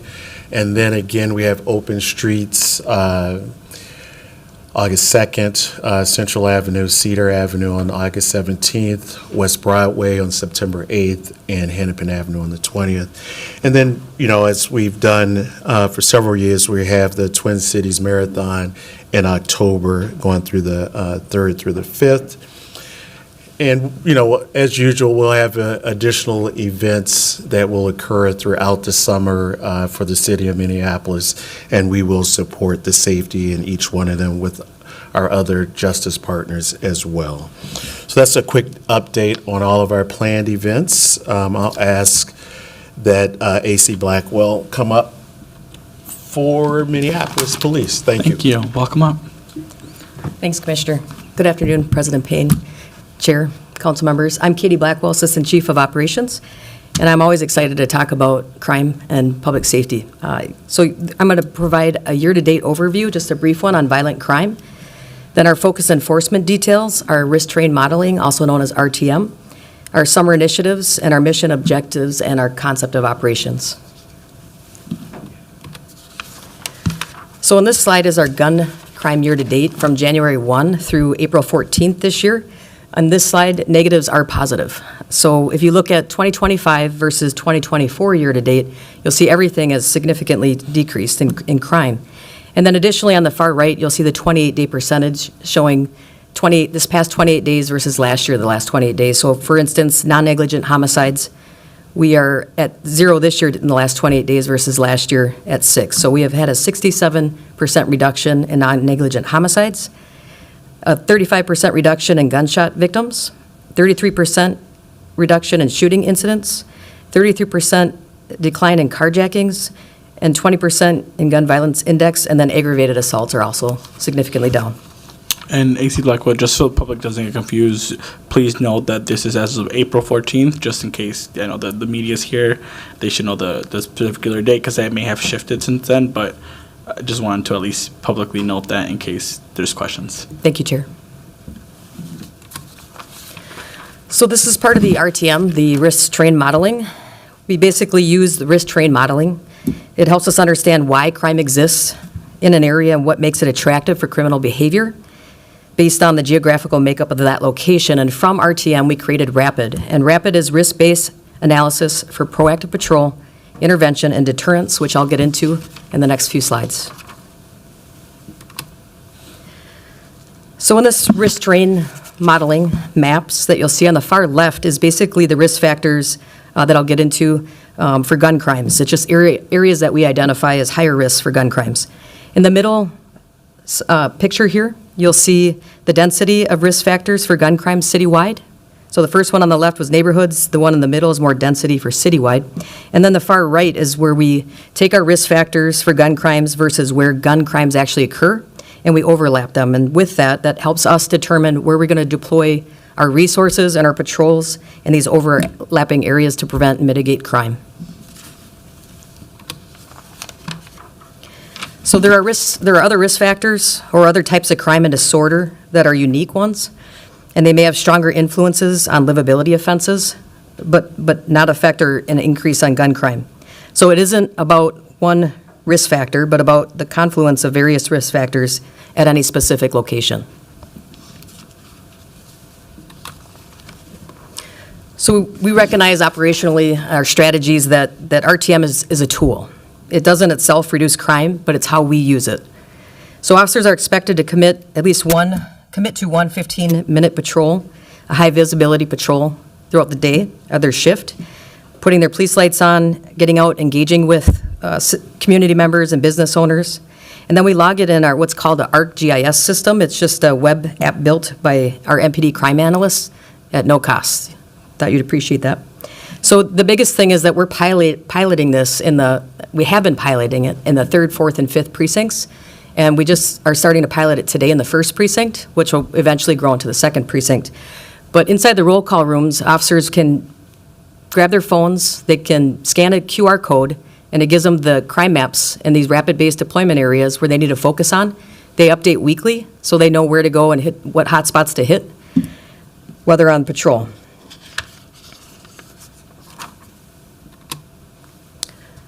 So accountability and just evaluation of the metrics. Every 4 weeks, focus areas are reevaluated for efficiency and new emerging crime patterns. Squad deployments are tracked daily to ensure officers are spending time in the right places. And our data analysis, they are really reviewing that data, and then also our inspectors at each of the 5 precincts, as well as we have 2 crime meetings a week to include our Minneapolis crime statistics meeting, where we really deep dive into where the patterns are occurring. Is there having an effect on crime in the area? Do we need to adjust our resources or change things up? So our focus enforcement details, we've had 4 so far year to date. We've also had smaller details to include robbery suppression details. But our objective is collaborate and deploy organized resources using data analytical tools that have the highest likelihood to impact gun-related violence throughout the year. So as we approach into Safe Summer 4, basically Safe Summer is typically 1 week of these focus enforcement details, both during the day and at night. We have both state and federal partners, and we also coordinate investigations with Hennepin County Attorney's Office and the U.S. Attorney's Office. So this says Safe Summer 4 on it, but it's Safe Summer 3 data that I wanted to bring into place because we haven't done Safe Summer 4 yet as we approach summer. But last year, during Safe Summer 3, we had 98 arrests, 45 firearms recovered, over 2,300 grams or 5 pounds of narcotics recovered, and that's a large variety of different narcotics from cocaine, meth, heroin. And then we recovered 1,263 fentanyl pills in that week alone. So some additional strategies, we're partnering with the BCA, Violent Crime Reduction Unit, to focus on violent offenders. And that really is just a collaboration effort on violent crime, and they assist us with a lot of different types of violent investigations. And then we'll continue our late-night safety plans. It's been very effective downtown, and we extended that into Dinkytown and Uptown. And then our curfew task force, obviously the chief addressed the 2024 rising juvenile crimes. We're continuing with this, especially late nights and on weekends, and we're combining it with law enforcement and a community approach. It's really to prevent youth violence and identifying at-risk youth.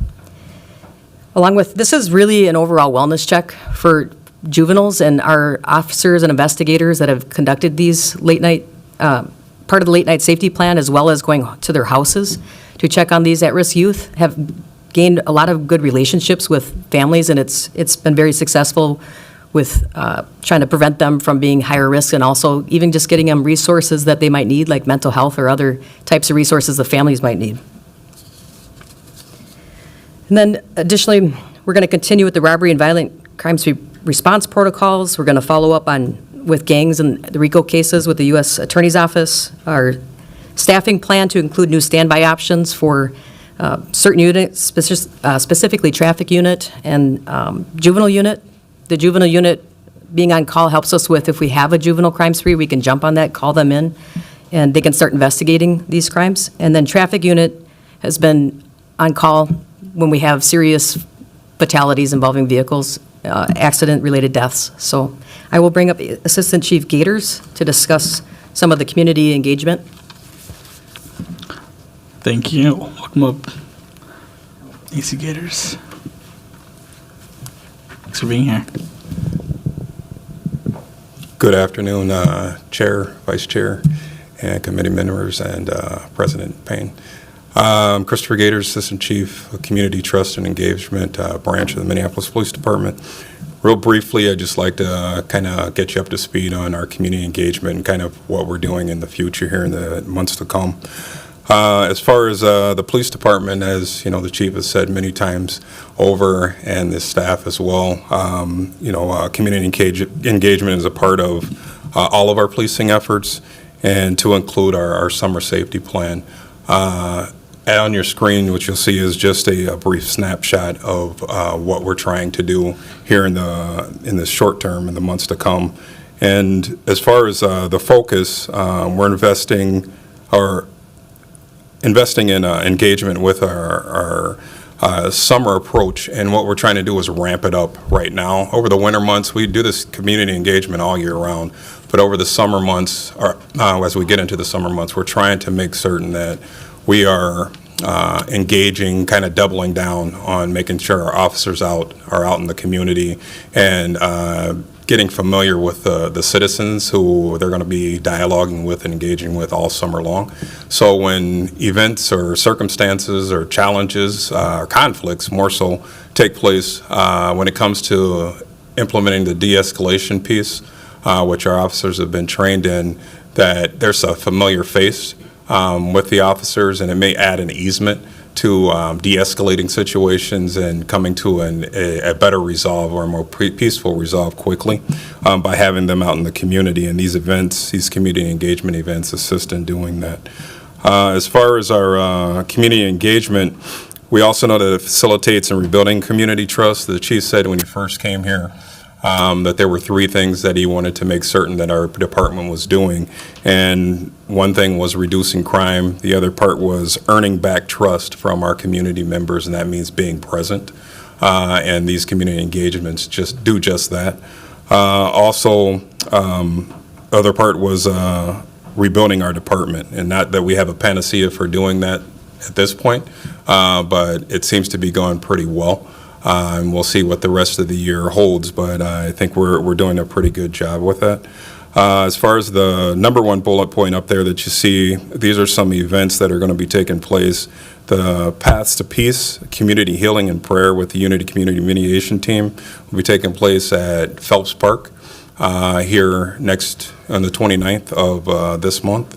And that's something that is going to be we've done many events around the area, but this is something that's going to be all-inclusive, like children, family members, everyone who wants to just be a part in dialogue as a community together. Also taking the kid fishing with the Minneapolis Park and recreation. That's something that's going to take place in June. Along with that, as you guys are familiar with the Chiefs barbecues, and some of you have stepped out and joined us with those. Big talk in the community. Everyone loves to join the Chiefs barbecues, and the kids are out there having a blast. That's something that we'll continue doing. We have one that's going to be taking place in the south side of Minneapolis at the Tawfiq Mosque. And that's something that one of our chaplains in the police department is holding there. We also have Back to School Jamboree that is taking place. We partner with Hennepin County. That's something that is a great piece of community because it has easement for our parents and caretakers of our children going back to school. We give free backpacks out. We give the school supplies, and as you guys have seen these school supply lists, these days they're a laundry list of things that people have to purchase. And we found a way to engage with the community by assisting with giving them the backpacks and scissors and glue and many of the resources that they need. And then we've also brought back through the chief the Battle of the Badges. That's something that community members have been talking about for many years, and during the pandemic it kind of went to the side.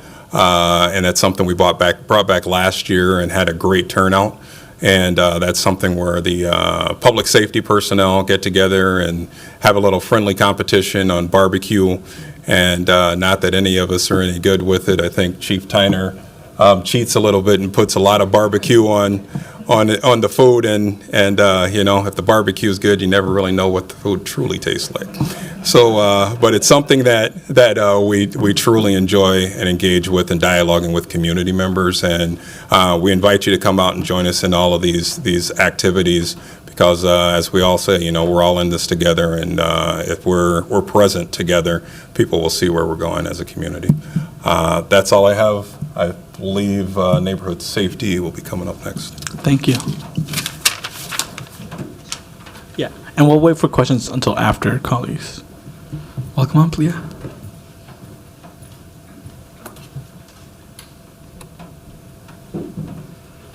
Councilmember, Chair, my name is Leah Lakes. I'm with Neighborhood Safety. For our neighborhood safety programming for the summer, we've been doing a lot of focusing on our community members and empowering them to be able to apply for our different contracts and RFPs that are out there.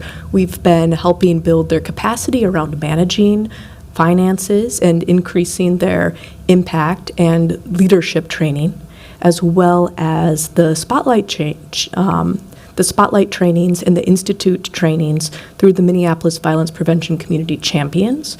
We're working on developing those and providing training for those community members on specific topics that prevent youth violence. And then we've also been spending a lot of time focusing on building our core capacities around our community ambassador program, the violence prevention services, the violence prevention master contract. RFP is live now. So we're looking for a lot of vendors to be applying for that RFP. So we have a lot of different talent that we can draw from the needs that we're going to have in the community. We also are working on building capacity around our GVI and YGVI programs, as well as our community trauma response, as well as standing up the new violence interrupter contracts for the Minneapolis contracts. I believe fire's next. Thank you. Welcome up, Chief.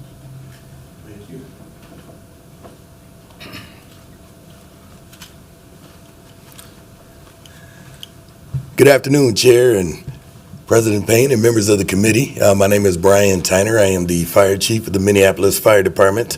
For summer safety, most of these events don't require us to go away from our established response model, but there are a couple that do stand out. One of them is the Pride Festival, the Taste of Minnesota, and also the Aquatennial celebration. For those, we will be staffing a mobile EMS unit to kind of assist with getting through crowds and everything, and having an EMS resource right there on site.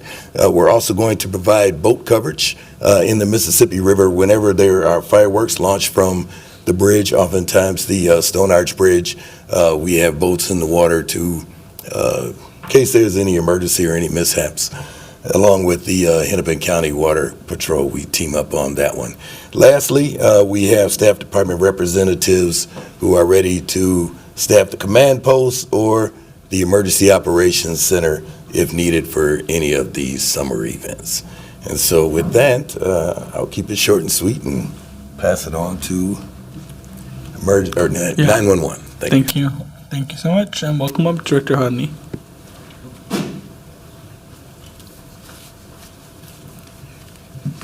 Good afternoon. I'm Director Hodney from Minneapolis Department of Emergency Communications. We historically see an increase in call volume over the summer months. It generally starts in about May. We start to see an increase of about 3,000 to 5,000 calls a month. It goes up from there in June to an additional 3,000 to 5,000 calls a month, and July gets even heavier with all of the fireworks calls that we get. Doesn't start to really drop off until a little bit in August, and then again in September when everybody returns to school. With that, our current staffing levels, we're 92% staffed right now. But as we know, the increase in call volume comes, we start to increase the amount of staff that we have on site at one time. So we do that increase May 15th, again June 15th. And then again for any large planned events, making sure that we have additional staff that's on site if there's large activities happening. We have an on-site dispatcher that works during Pride, Taste of Minnesota, at the communications van that's generally on site sponsored by the fire or EMS. We've made a request to 311 to be open during the 4th of July and Taste of Minnesota weekend for the added assistance, and I have spoken to the director at that department, and they are going to be able to assist us. That was has been a very big help to us to have them open some of those large event weekends. And then finally, our staff has all given us summer safety guidebook, which is distributed in May. This helps to break down so they have at their fingertips what to do if a small event turns to a large event. Who are the notifications that we need to make? When do you call in more staff? So they are readily available as they're working through each night of the summer. And with that, I will turn it over to Director Sayer. Much, and welcome up, Director Sayers. Good afternoon, Chair Chavez, Vice Chair Wansley, Council President Payne, and council members. Emergency management for the summer, we're really focused on the potential for severe weather events. So for that, we are working on a project to define thresholds around severe weather, especially around heat, extreme wind, very high wind miles per hour. That would then allow us to, in advance, let people know, hey, there's something coming, you should take some precautions. So we're developing with comms department canned messages that would go along with those thresholds. We, of course, always have our enterprise-wide watch officer, so if something is popping, we are available to mobilize as an enterprise quickly. And we continue to exercise as an enterprise. So in June, we have an exercise that is around a severe weather event that will be a uniform command between our fire department and public works, and we will practice as an enterprise how we would respond if something like that were to happen. That is it for me, and I believe that is it. Cool. Thank you. And then I'll ask my colleagues to get on queue for questions. I have a few, and I think the first one is for the Neighborhood Safety Department. So Deputy Director Lakes, if you don't mind coming up. It's mostly related to the violence prevention master contract component. Well, thank you for your work and the department's work around those contracts. I'm trying to figure out how we are tying the violence prevention master contract process, and I wanted more for like the public to understand, right? It opened up April 11th, from my understanding. Can you communicate to us when that deadline is, just for the public to understand, and the goal of the program and its expectation for the summer and beyond, just so we can tie it to the topic at hand? Thank you. Council members, Chair Chavez, thank you so much for the question. We're very excited about the master prevention contract. This is a contract that is open to all of the organizations that do violence prevention type work. It is currently open, as you said, and closes, I believe, May 5th, but I'll double check on that date. The hope is that we have a wide variety of people apply, who have a wide variety of expertise and a wide variety of different skills to provide to the community. And then as work orders come up, we would issue a work order for those who have already gone through the RFP process, so they don't have to go through a second RFP process. So if we have work that makes sense for the violence prevention master contract, that would go as a work order. Those vendors who are qualified would apply for that work order, and we'd be able to start the work a lot faster than a second RFP. So it's a very exciting opportunity to help supplement some of the work that we do, not replace those longstanding contracts. Thank you. I really appreciate that update. And if we can get administrative follow-up on just the when the deadline is, so we can communicate that to community partners and the public, that would be great. My second comment or question would be more about like the violence interrupter program. Can you give us an update on the status of that as it relates to the summer? Chair Chavez, council members, thank you for that question. The contracts are currently we're currently in process for some of them to get the background checks and the requirements done for those who have agreed for the contracts. So those are in progress, and we should be able to have those sent for signature after all of those aspects are complete imminently. And then for the other zones, we're currently in negotiations for the other zones that didn't get coverage. So we are hoping to bring that to council soon, within the next several cycles. So there's conversations about the zones that weren't covered and the potential to contract with a vendor through a process. Okay, cool. Thank you. And then the last question I have is mostly related to the Taste of Minnesota and Pride.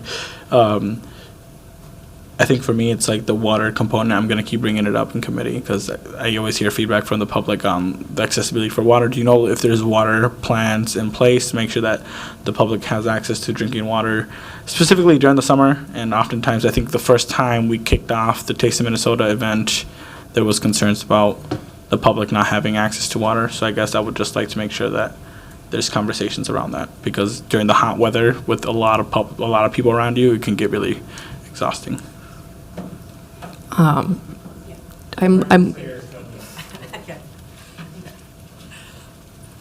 Thank you. Thank you, Chair Chavez, for that question. What we're planning to do this summer is making sure that everyone in the enterprise who works with the private partners who lead a lot of these events, that they are making sure they are taking into account and they're planning things exactly like this, and emphasizing how important it is for them as the financiers and planners to plan for exactly that kind of thing. Awesome. And then when we approve these permits, that's usually the question I ask. So I guess I'm just saying in April, I hope that when we are approving and staff is going through the process, that we make sure that there's a plan in place to make sure that people are attending an event that is safe as possible. So I appreciate that. That's my only questions I had for now. I'll see if anything else bubbles up, but I'll pass it next to Vice Chair Wansley. Thank you, Chair Chavez.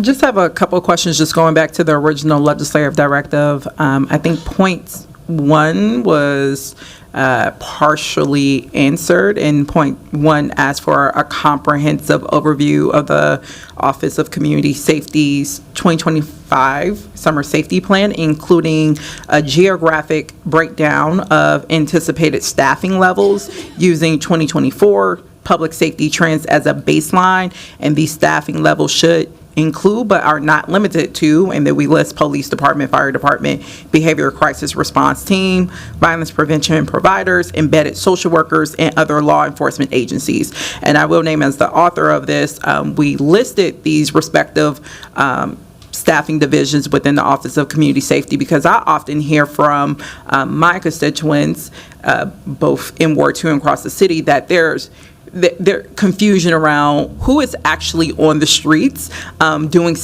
basically safety work, in addition to our sworn officers, and also what is the baseline for sworn officers too? Because we often hear, of course, of the shortage of those workers, but when you're contrasting that with what was presented at the beginning of this presentation, where you're seeing crime trends go down, I think it's important to present a comprehensive picture of it's not just law enforcers that are out there. We've added to our staff, staffing support and resources. So if, I don't know if this is something OCS would like to try tackling again, if you could specify, for instance, what is the baseline?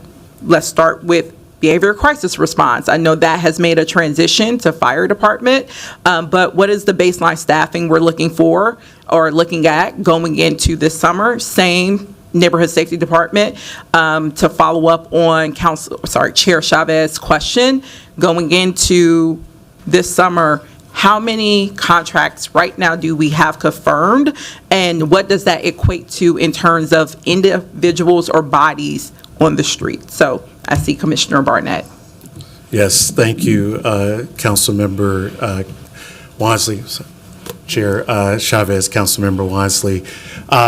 I'm sorry I don't have all that information present. I will work to get that to you as soon as possible.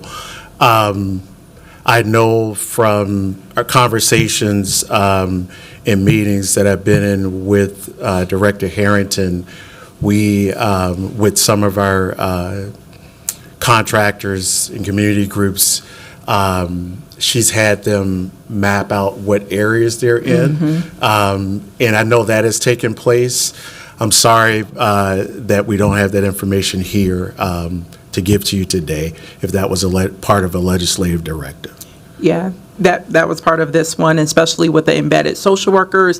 I think that was the biggest piece of this, of being able to present a more comprehensive picture of what full staffing figures looks like within the Office of Community Safety going into this summer, and knowing where can the public anticipate a presence of these kind of diversity of I mean, staff. we can definitely tell you what contracts we have, followed up with the memo to you and the rest of the council members about which contracts we have and where they are. I mean, I don't think that is a problem. And I think part of your question, was it about BCR? Did you say BCR, something? basically, where it's the baseline staffing for that. So basically, to answer part one of the legislative directive, and that includes the embedded social workers too. And from my understanding, it seems like Director Leah Lakes could likely answer the neighborhood safety department's contract piece, because I do have follow-up on that question based off of what Chair Chavez raised. Unless maybe you have responses. I'm sure that Deputy Lakes can probably answer that question. Chair Chavez, Councilmember Wansley, when you're talking about the embedded social worker, you know, we have social workers embedded in MPD precincts, and that we're working on that 911 piece. Is there something more you wanted about that? So what is the staffing level between MPD and 911? What is the baseline? What is the full number of those FTEs? Got it. Okay. All right. We'll work on that. Thank you. And then for Deputy Lakes.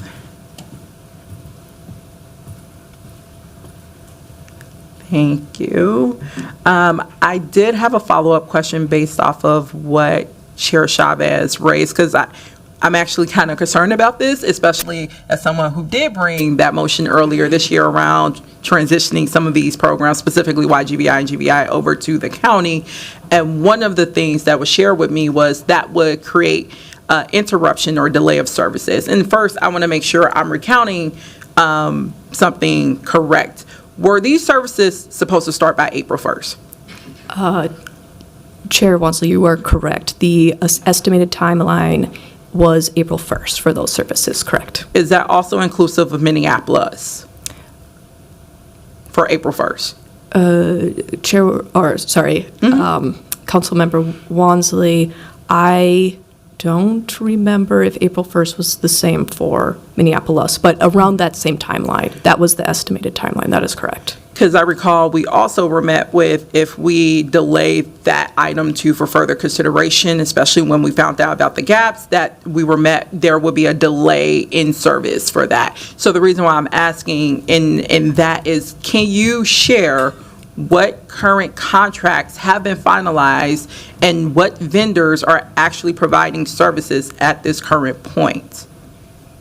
Council members, for YGVI, And YGVI in Minneapolis. For the YGVI, GVI contracts, those are currently ready for signature. We are currently waiting for them to get sent for signature. For all 6? For all of the contracts for GVI, YGVI that need to get issued. All of them collectively are waiting for signature. So waiting for signature, but not providing services? Correct. So we have no YGVI, GVI programs actually active right now? We have no contracts providing YGVI, GVI services through Minneapolis currently. The old contracts that we had previously ended March 31st, and the new ones are in queue to get signed and sent out for signature. You answered the question, but I want to name why that's troubling, because we were told the services would be provided by April 1st. Happening. Communities would have been served. Homicides would have been on decline. So I would name that's very troubling. So for Minneapolis, same, is there any services that's being rendered right now? Council members, the services for Minneapolis are, from the old contract, are done. March 31st was also the date. New contracts have not started for that service. Since council's approval of them? Correct. So we don't have also Minneapolis services right now? So, okay. And those are also awaiting signature?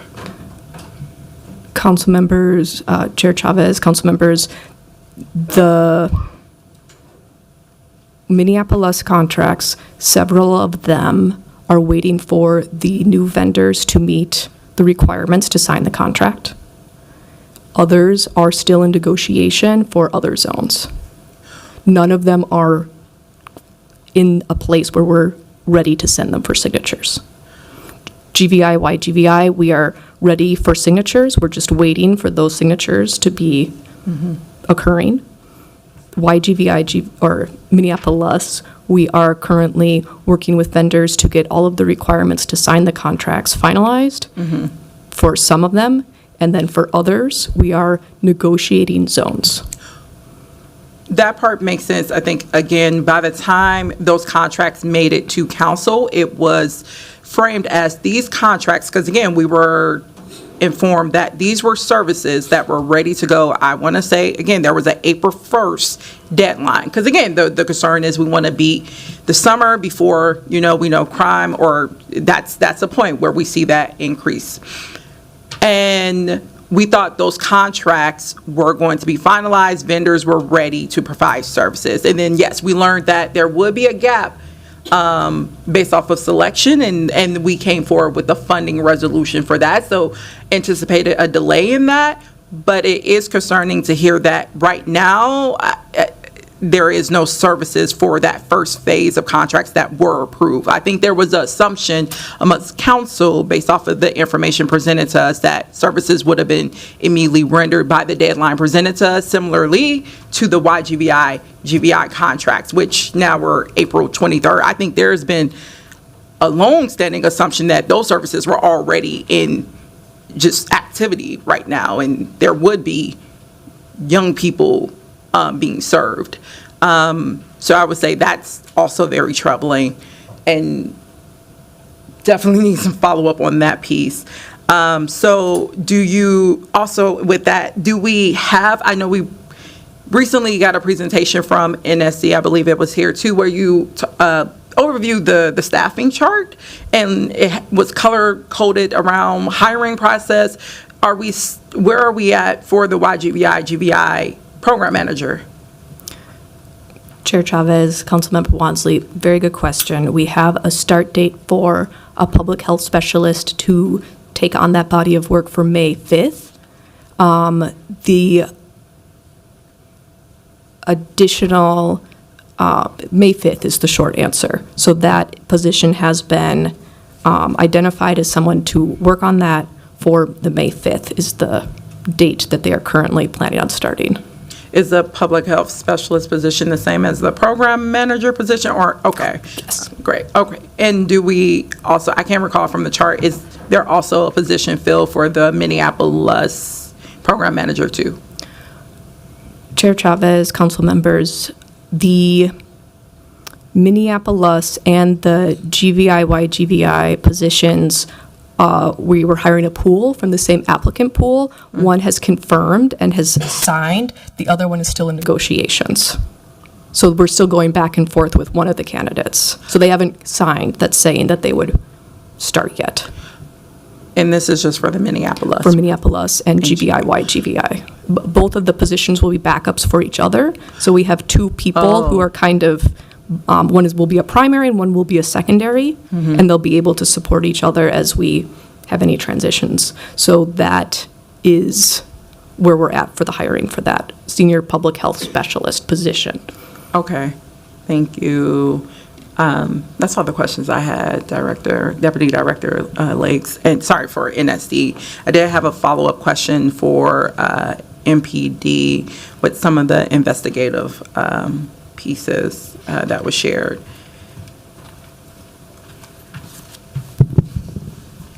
Hi, Councilman. Hi. I did want to go back to looking at slide 14, just looking at, I know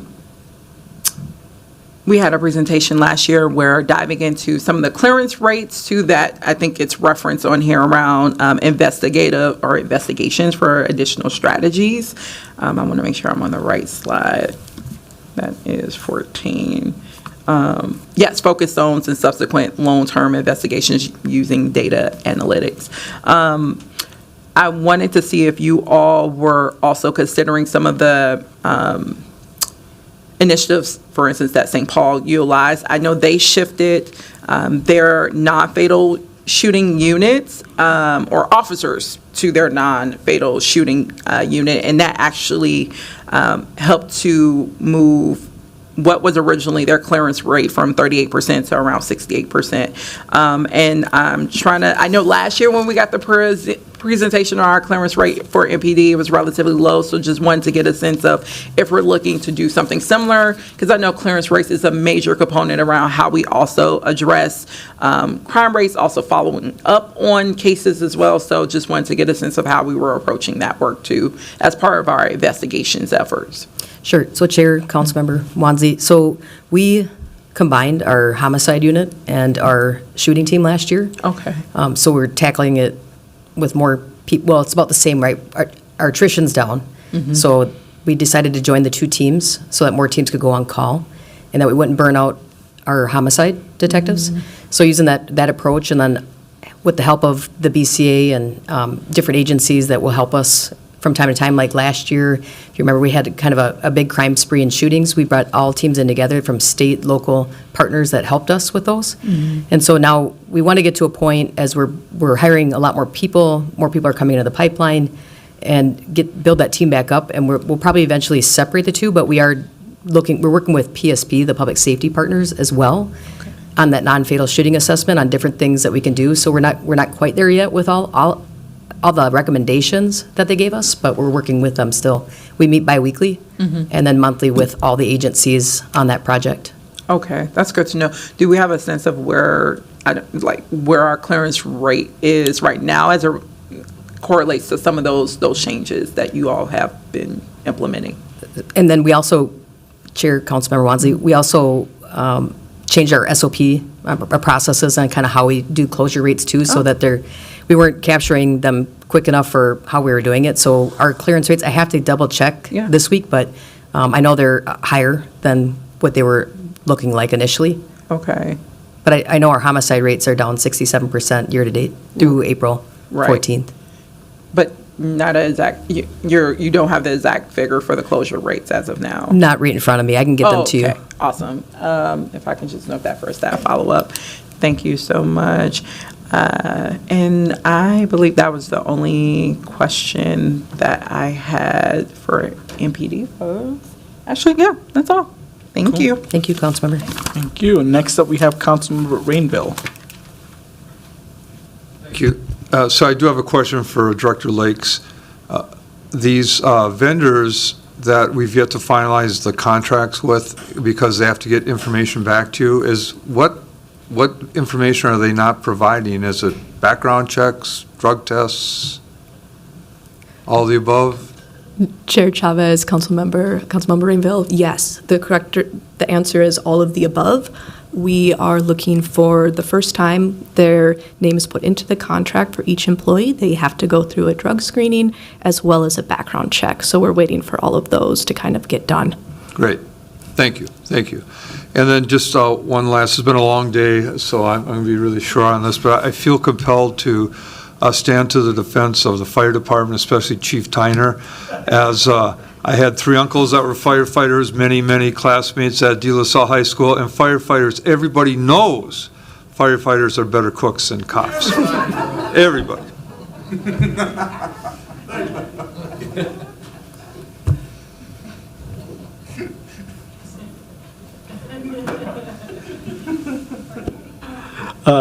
I put myself on cue. Deputy Director Lakes, I do have a question on the component. So I'm trying to get a better understanding of so every single violence interrupter contract, they haven't provided that background check, so every single one, or is there different issues happening? I'm just trying to understand, if we said we were going to start on April 1st, now there is 23 days gap service. I had office hours last night.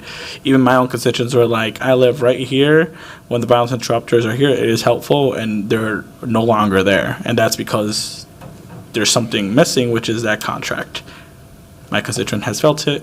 Was very appreciative that we had Director Amanda Harrington there, who was able to at least talk about the process. But that was an actual conversation that happened with my constituents yesterday. So I'm trying to understand. So all the contracts that we approved for violence interrupter services that the city council we just approved. So those contracts. So we already sent those contracts out to get the signatures. Then I'm just trying to understand what's happening. Chair Chavez, council members, the current status of most of those contracts are in progress with the vendors. So they're not really, I would say, issues. It's just making sure they're getting everything done, and that just takes a little bit of time. So they're going through all the requirements. They'll do the trainings for how to do the data entry. All of those things just take coordination and time to complete. So they're all in progress, and then once those are done, then they get sent for signatures. What is the estimated timeline of what that usually takes? Chair Chavez, council members, this is the first time we've done it this way under the stricter cure violence model. This will help us for future, so we know how long it will take based off of this experience, but right now we don't have a good estimate. Okay. Is there an estimate time that you think this is going to be complete by? It's just when residents are reaching out, when I heard them freshly just yesterday, it's hard for me to tell them that I don't know when this is going to get figured out. Chair Chavez, council members, I appreciate that. It is our top priority.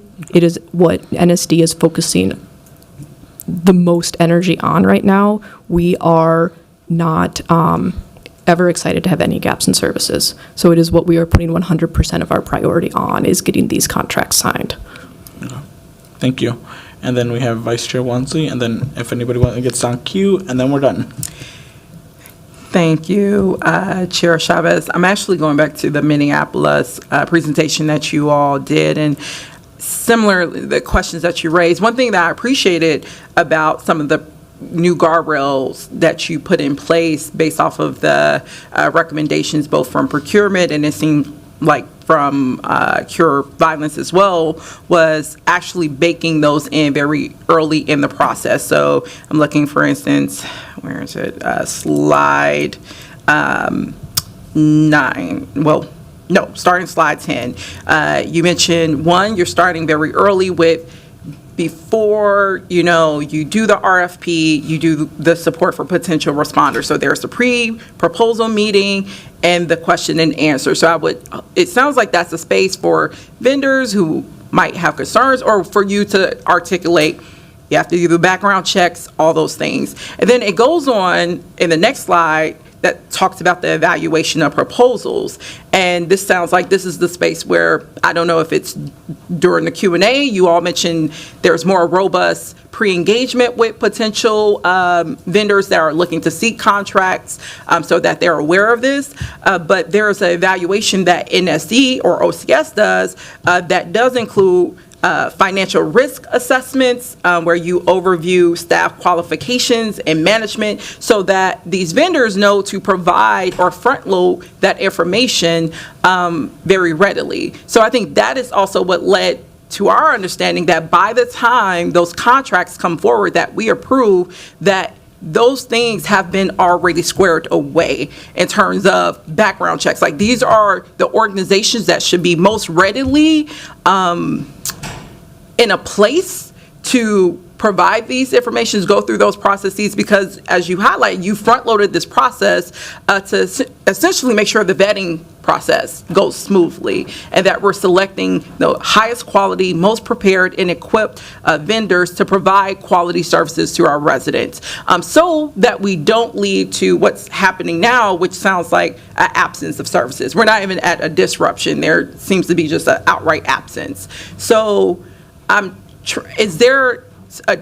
confused now of, is there a disconnect between the front load, like, are vendors just confused if you're front loading this information sharing now at the very early process before they even submit a bid for the RFP? And how are there confusion points now where they are at the end of a contract and there's issues with background checks and documentation? Chair Chavez, Councilmember Wansley, excellent question, and I like the brainstorming around what can we do better to front load things so it's faster. The example, let's pretend 100 organizations apply for these contracts.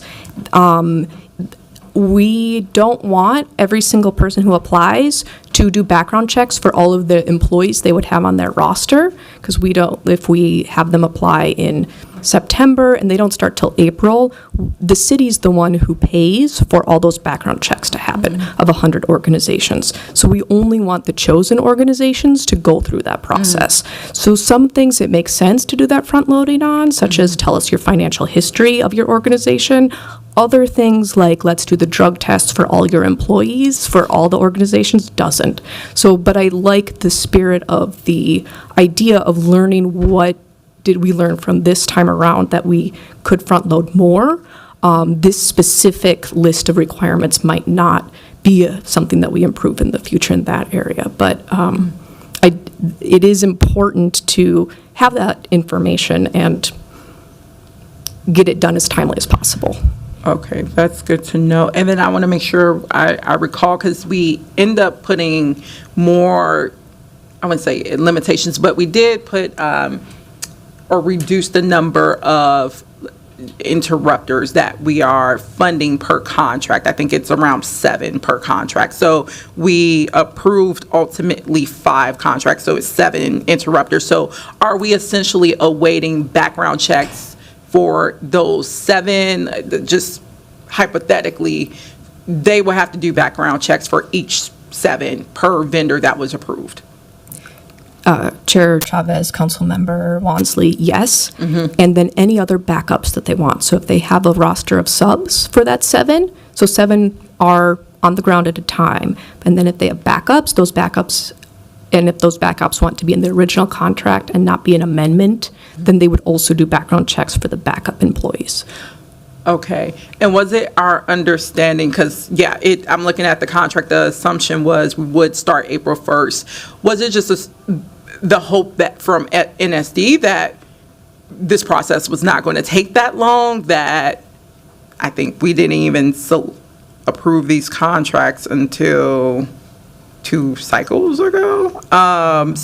So was there anticipation that that process would have been smoother? So by April 1st, these contracts would have been not only just in place, but the vendors would have been providing services? Because once again, I think that is just the concern of, we thought people were going to be on the streets. That's what was also told to us, like, don't make changes, don't move nothing to the county. People are going to be on the streets providing services or working via MOUs, providing these services on April 1st.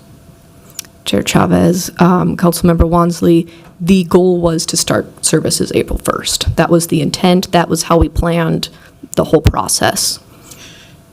So I'm assuming then, just seeing this process before, assuming people provide backup, that process goes forward, we should be anticipating modifications to these contracts then. Chair Chavez, Councilmember Wansley, we would be seeing modifications for when we start the process. So we started the process before in November, expecting it to start in April. That seems like a long time, but now through this experience, we've learned a more refined timeline for the future. So likely for extension, because I think we just dealt with that actually this cycle, so that vendors are actually able to spend the money that has been allocated. So the contract would likely be an extension of some sorts, but I think this gets to Chair Chavez's question of, can we anticipate maybe a contract modification or extension to start in May, depending on if these documentation processes go as smooth. I think the concern is, like, again, because it's summer safety, it's April. Ideally, we would not want to be in a place where these services are just starting in June. So could we anticipate possibly a contract modification before June? Chair Chavez, Councilmember Wansley, the goal is to start the current contracts as soon as possible. I'm not quite sure what the modification of the contracts would look like. Only because I'm confused if we have, if the contracts or vendors have not started yet, and they're likely, I'm trying to, just because we have dealt with this, if they did not start by April 1st, it sounds like there would have to be a change in the contract. Let's say the background checks come back. These vendors, be it YGBI, GBI, or Minneapolis, let's say they start May 23rd. Would there have to be a contract amendment that accompanies that to reflect the new start date? Chair Chavez, Councilmember Wansley, let me get back to you on that. Okay, Yeah. thank you. Thank you. And we can probably work with the city attorney's office to figure out more of, like, was the language in the contract that you would start April 1st or later, or was it, well, it's just important to know, right? Mr. Chair, Yeah. and Councilmember Wansley, when the contracts get signed, often towards the end of that negotiation process, the term of the contract will maybe change if it's been a couple months since the anticipated start date. So the term could change. It's up to the agreement of the parties what that looks like. And city attorney, what my question is, I've seen that typically that change has to come back before council for approval. So, Chair Chavez, Councilmember Wansley, the departments and city staff seek permission from the city council to execute the necessary documents to effectuate the council-approved relationship, contractual relationship. Oftentimes, if a term of a contract might change by a month or two, Yes. I don't think that would necessarily require a return to the city council for approval of that, as long as the services and when that takes place is within the original council authorization. Okay. Okay, that's good to know. Okay, thank you. That's all the questions I have. So we'll just get clarification with communication. I think that would be helpful. Nobody else is on queue, so thanks so much for the presentation. Thank you all for being here and staying. So seeing no further questions, I'll direct the clerk to receive and file that update. And seeing no further business before us, I will declare this meeting adjourned.